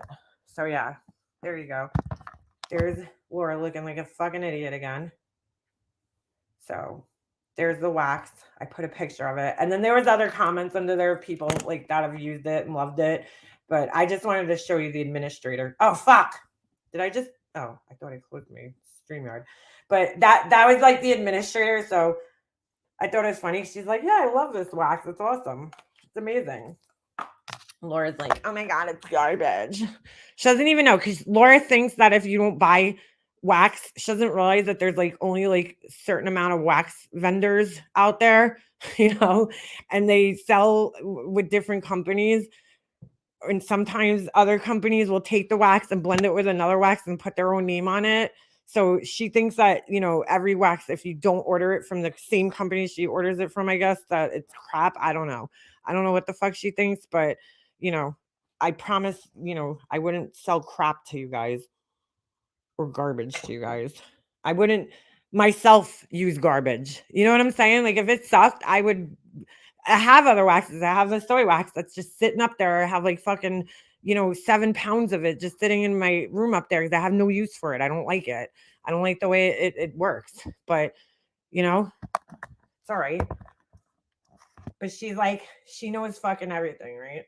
I think Marshmallow is one of the blue bum flies that landed on poop in their past life. Laura smells good. Yeah. She smells good, all right. She like just, you know what I'm saying? Like, I would never just be like, "Yeah, Laura, that's garbage," because I don't know. I've never used it. I don't know. I mostly comment on her aesthetics, the way things look, because I don't know. I can't comment on the scent throw. I did have, she sent me a candle and it smelled good, dude. Like, I'm not gonna lie. I mean, it gave off scent. She might have like mixed too many scents together, but it gave off scent. Like, so it functioned. The one candle she gave me, it burned properly. I burnt it all the way through and it burned properly. I gave her props for that. But, I can't speak on how her candles perform at this point in time, but I can definitely speak on how they look, I'm addicted to the Fruit Loops and Fruity Pebbles wax melts. Please make some. I can't do that, darling, because that's like Laura's thing. She does the fruity fucking pebbles thing. I personally, I mean, I could order the scent because it's a scent that you could order, but I won't make Fruit Loops. Like, I can't do that. I don't want to make anything that looks like food. I don't mind the scent. The scent's fine, but she makes like little, like, they look like cereals, and I don't like that. I think it's like tacky looking. So like, I personally wouldn't do that, but I don't want to, Laura already thinks I'm copying her, so can't go there. I can't go there. But I have a whole bunch of really good scents. Like, I love this one. It's called Pink Sugar Crystals, and it smells so good. My voice is beautiful. Are you fucking deaf, Marshmallow? Are you fucking deaf, dude? My voice is horrible. Like, what? Are you all right, bro? Are you drunk? Are you okay? Are you okay? Are you feeling okay? It's Laura's birthday. Oh, wow. She's another year older and none the more fucking mature or wiser. I hate my voice. Thanks. Now I know you're fucking trolling my ass, dude. But I have the worst voice on the fucking planet, dude. Seriously. Like, I cringe at the sound of my own voice. I really do. I hate it. But thank you. I wonder if MGL wished her BFF happy birthday. Oh my God. Do you guys remember? What was it Laura's birthday last year where like she sent. No, MGL didn't wish her a happy birthday and she was so fucking butthurt about it. Do you guys remember? She's wrong to think that MM and Laura, two different classes of women. Yeah, we're two different classes of everything. We're just two different classes of human. You know what I'm saying? You know what I mean? You know what I'm saying? I think everybody hates their own voices. Wow, bro. My voice is not like Molly Golightly's. You just want to go down on me. Everybody does. Even my mailman. That's Molly Golightly's voice. I think you mean our accents are the same, because I could see that. Our accents are definitely pretty similar. But voices, no. I don't sound anything like that bitch. Could you stop barking? But we definitely have similar accents. I will say that. I mean, there's no denying that. I think a raspy voice is like, I would love to have a raspy voice. Those are kind of sexy sounding sometimes. To visit Laura, I would bring a hazmat suit. To visit MM, I would bring a bottle of wine and a big bunch of flowers. I know, AJ. That's how I feel. When I hear my own voice, I'm just like, oh, sorry. Like, I hate it. Like when Nonsense was playing one of my videos the other day, and I was like, it's so weird, like listening to your own voice, on somebody else's panel like that.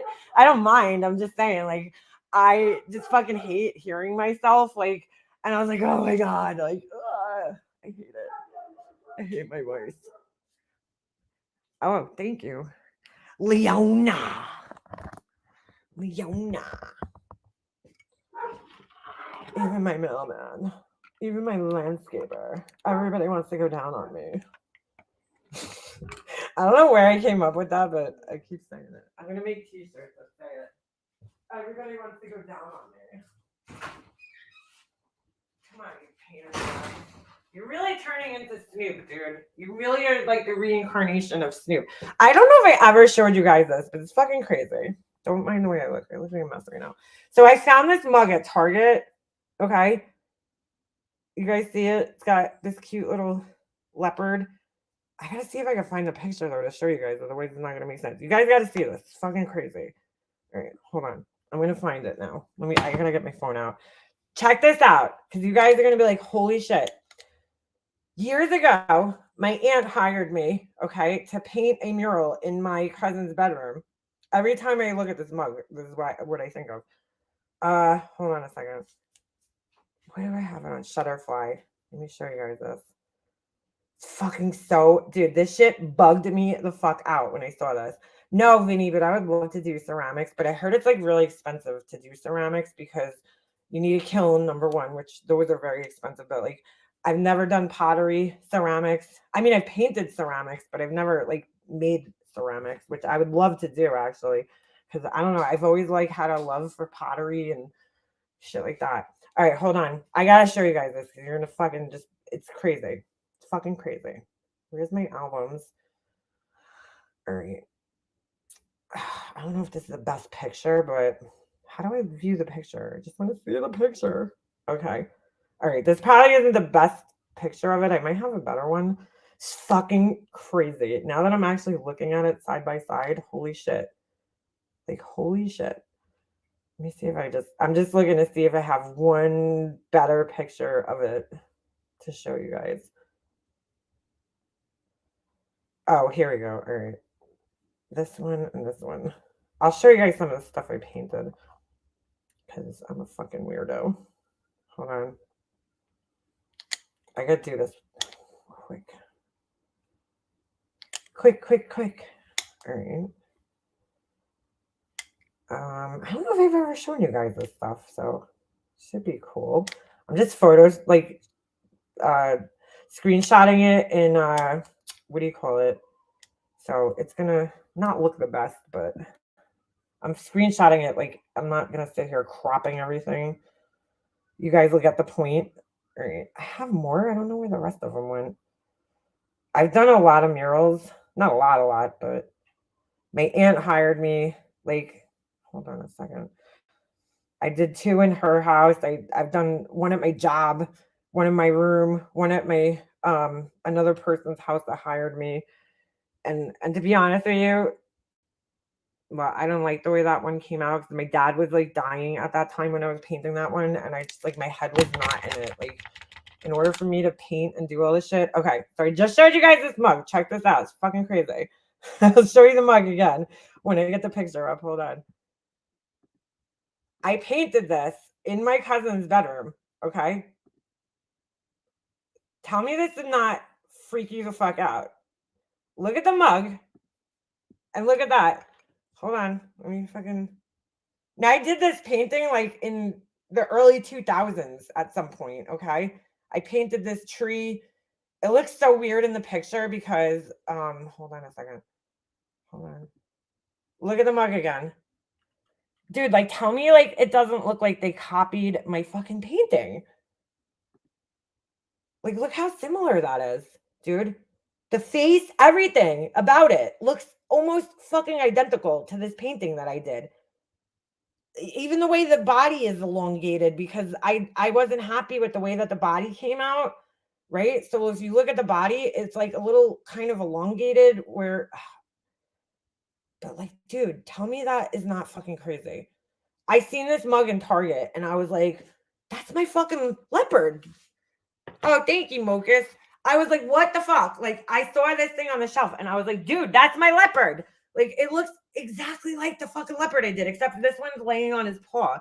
But tell me that wouldn't bug you the fuck out. If you painted something like this, like how many years ago I did this painting and this fucking mug just appears in Target. And I'm like, were they like in my cousin's room? Because it looks like they literally stole my fucking painting. How fucking weird is that? I probably painted this, I want to say back in like 2003 or 4. Okay. And it's still there. It's still there. It looks so weird in this picture. So when you go in the room though, the ceiling is not like a flat ceiling. So like it's not a 90-degree thing. My cousin has, like cathedral ceilings in her room, so it goes on like an angle. I would say like a 45-degree angle. It's like hard to tell in the picture. It looks really cool when you're in the room because like the branches are like over your head, so they're like bending up into the wall. But for some reason, when you take a picture of it, it looks weird. Like the tree looks bent weird, but oh my god, this thing took me forever to fucking paint. So yeah, so that was in my cousin's room. And then this is a result of me being fucking extremely high, okay, and smoking lots of fucking weed in my room. This is what I would do. I didn't have a TV in my room for a really long time. So like this is, which was like a really good thing. Oh, thank you, Hope, and thank you, Mogus. I think I said thank you. What's the one below with the sky? Oh, this one, yeah. So that's me smoking a lot of weed in my room, just hitting the bowl and fucking having a paintbrush in my hand. I actually drew the face with the tree like on paper at work one day, again when I was really fucking stoned. I like, don't ask me where my brain came up with that, but so I liked the picture that I drew.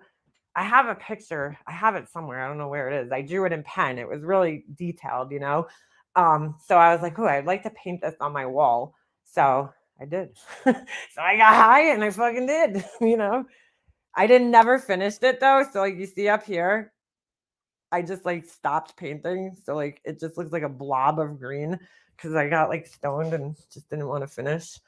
So I also didn't finish this vine over here. Should come down here, but I like the sunflower.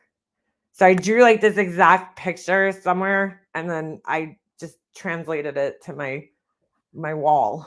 I don't know why. I just got really fucking stoned. That's what I would do in my room is paint. My mom was cool with it. She's like, go ahead. So I did. And I love this thing. I really used to love it. It was so hard to say goodbye to this thing. I know it's like weird. Like most people, you got to think I did this in like the early 2000s. Like, I don't know. It's cool at the time, but people used to come in my room and be like, whoa, dude. Because it was cool. It's like a cool, who the fuck has that in their room, So yeah, so that was my room. And I just realized this is before I painted my room. I painted my room blue because I have a fucking obsession. All right, so this is my aunt's bathroom. And dude, this shit was crazy. She wanted me to paint this like ocean scene in her bathroom. And like, dude, this area from here to here, okay? I don't know if you guys can see my mouse. From here to here, you see there's two hi-hats right here, one here and one here, okay? So this is like, if you look down, her door is there. She has like, cathedral ceiling in her bathroom. You see the skylight right there. So this is like a little soffit that comes out in the bathroom. And I literally just fit in this area right here. My head was hitting the ceiling. And I was like, it's about 2 feet wide, maybe on the bottom, like the shelf part. And then about, I don't know, 3 feet high, if even. So I sat crouched in there for, oh shit, what did I just do? I sat crouched in there and those lights, like this was back in the day before they had LED light bulbs. So there was like incandescent bulbs in those hi-hats fucking beating down on me while I was, the heat while I was like sitting in there painting. So I could have done a way better job, but I was kind of like, it was very hard to paint there. First of all, I'm afraid of heights. So, sitting up there was not really what I wanted to do. So she didn't get as many fish as I probably would have like painted, but I was like fucking terrified while I was painting this. So I'm not, crazy about that one, but it looked cool. She had a whole ocean theme going on in her bathroom back in the day. Oh, and this is just more of the tree, the leopard. While I was working on it, like there's like the outline and the tree before I painted the leaves on it. It looked so cool in person. Like, I don't know. I don't like the way it looks in the picture because you guys see how like the walls bent. Like, I don't know. It was so much like cooler looking in person. And then, hold on a second.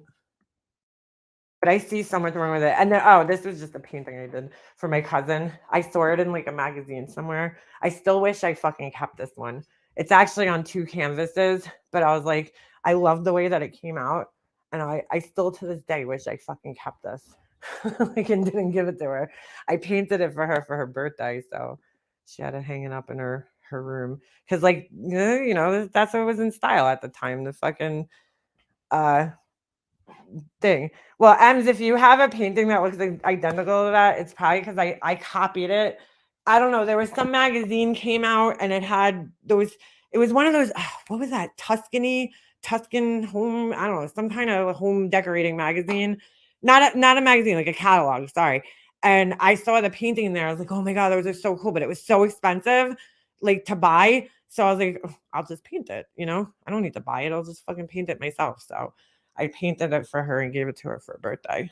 So the eyes are fucking cool though, man. I wish I kept that one. Like I really do. I made some cool shit over the years that I'm like, I wish I kept it. But I think they came out really good. So I used to love fucking painting, dude. I used to paint all the fucking time. I mean, obviously, right? I get fucking high in my room and just sitting there. I'm like, yeah, man, let me make a tree with a face on it. Like fucking Cosmic Cam, bro. So, yeah. I have other ones that I did, but they're not even worth seeing. One of them is just lettering that I did. And then that said the old company that I worked for. Hold on, I might cut out.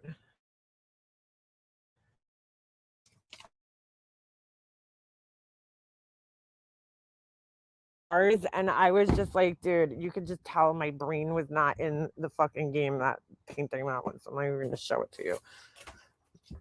I always wanted to like paint windows, and like places get their windows painted for like Christmas and shit. Like I wanted to do that. I like really wanted to like start painting murals, but it's really hard to do. The hardest thing is the time. It's hard to like constrict yourself down to like a time and say, okay, I'm only gonna take like at my aunt's house. I took my time because it's my aunt's house and I could fucking sleep there. You know what I'm saying?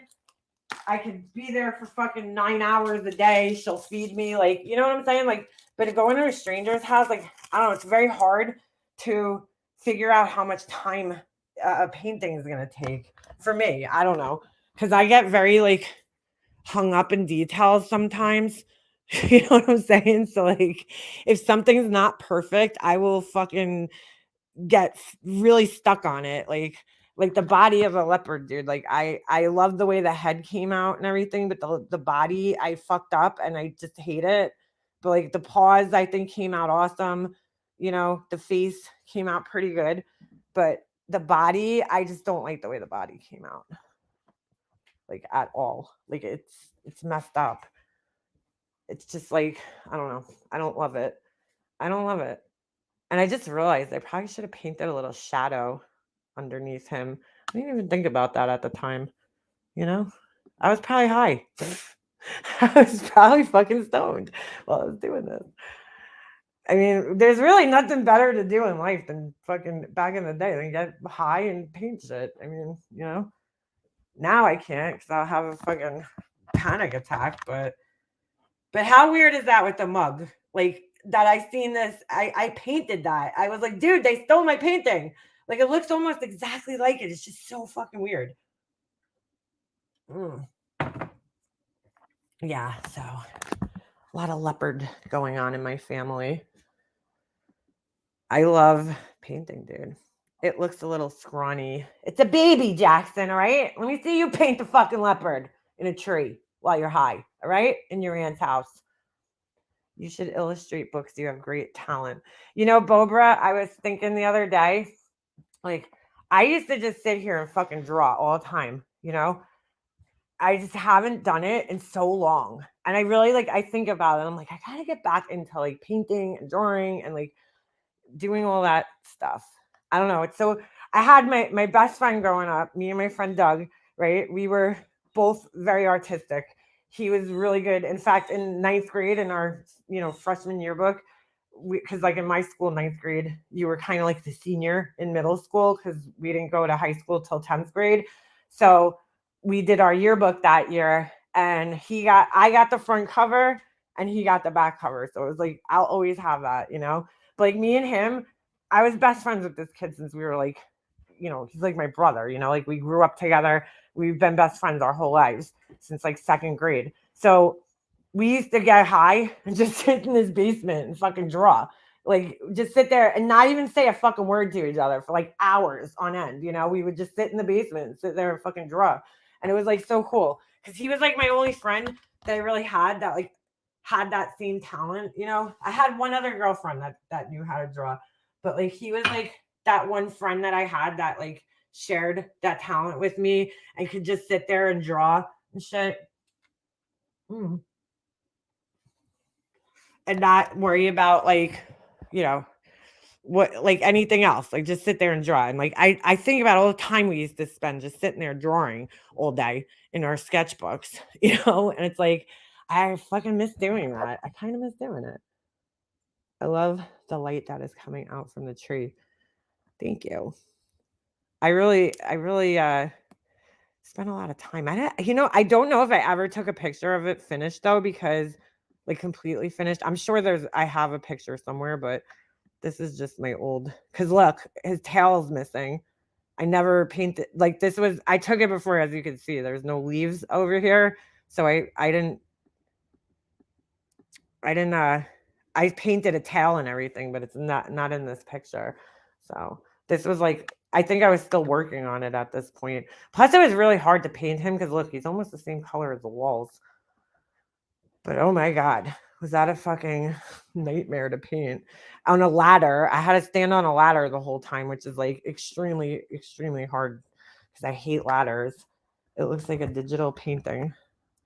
I don't know if that's a good thing or a bad thing, but thank you. What kind of paint did I use? I used regular, just acrylic paint.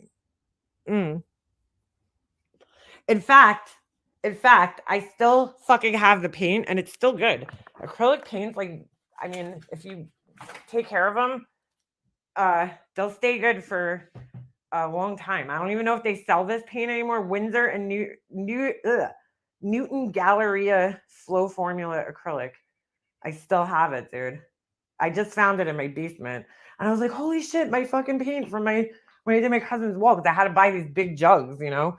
There's a lot of painting going on there, but yeah, just regular acrylic paint. But I had to tell my uncle, I'm like, "Listen, you like if you get sick of this in 5 years, 10 years, like you have to you're gonna have to re-sheetrock this whole room, like not the whole room, but the ceiling and the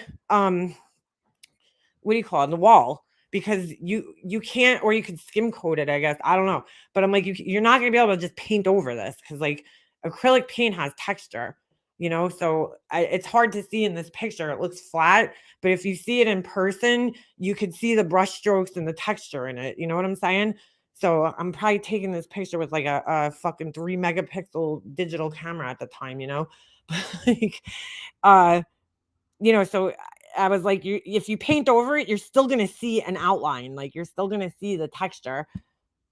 So I feel bad for the person because they actually had this aunt and uncle in particular had put their house up for sale recently, and it was going for over $1 million. I couldn't believe it because it's not even like that nice of a house, you know. I mean, it's a beautiful house, but it's not like it's not like a huge house or anything. It's on Long Island. So it's fucking ridiculous. Like their house, you know, somewhere else down south or something would probably only sell for like, I don't know, 400 maybe the most. But up here it's worth 1 million.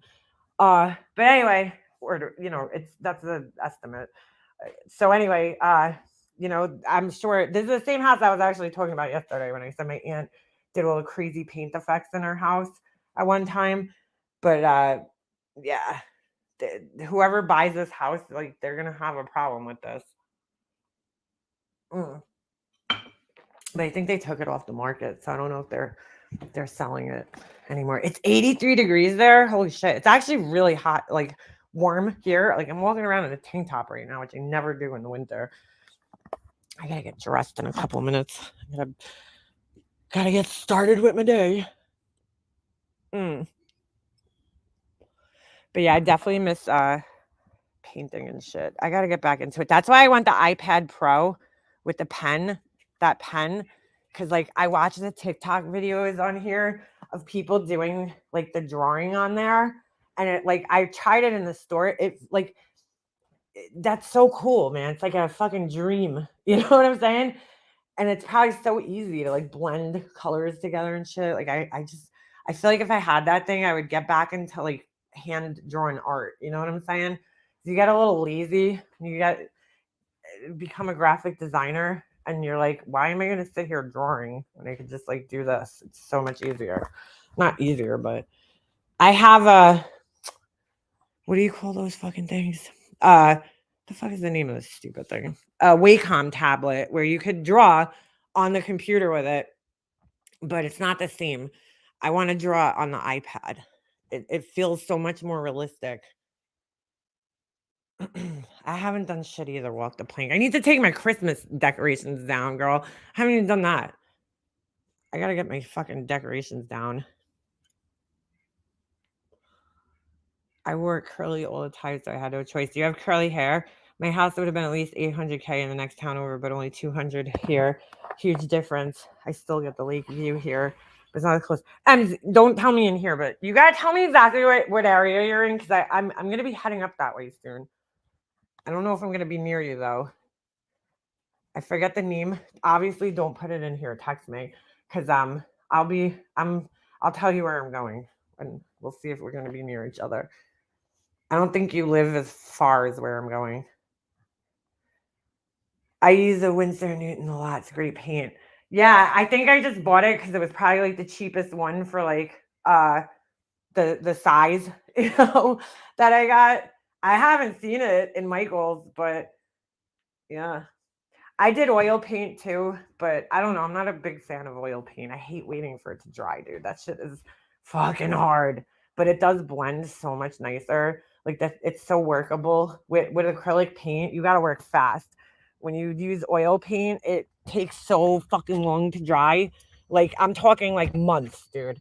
I have an oil painting that I started up here that I never finished. It was a self-portrait. Hold on, I don't know if you guys are gonna be able to see it. I do this a lot because, if you look back there, right there, that's, and it does look like me before I got my nose done because that's when I did it. But it's oil painting, and that thing took fucking forever to dry. And don't mind my disgusting mess over here. It's like there's shit piled everywhere. But yeah, that was my oil painting. But I don't like oil painting. It's fucking horrible. And it smells so bad. The turpentine. I hate the way that stuff smells. You have to use it. What the fuck is that thing? Oh, never mind.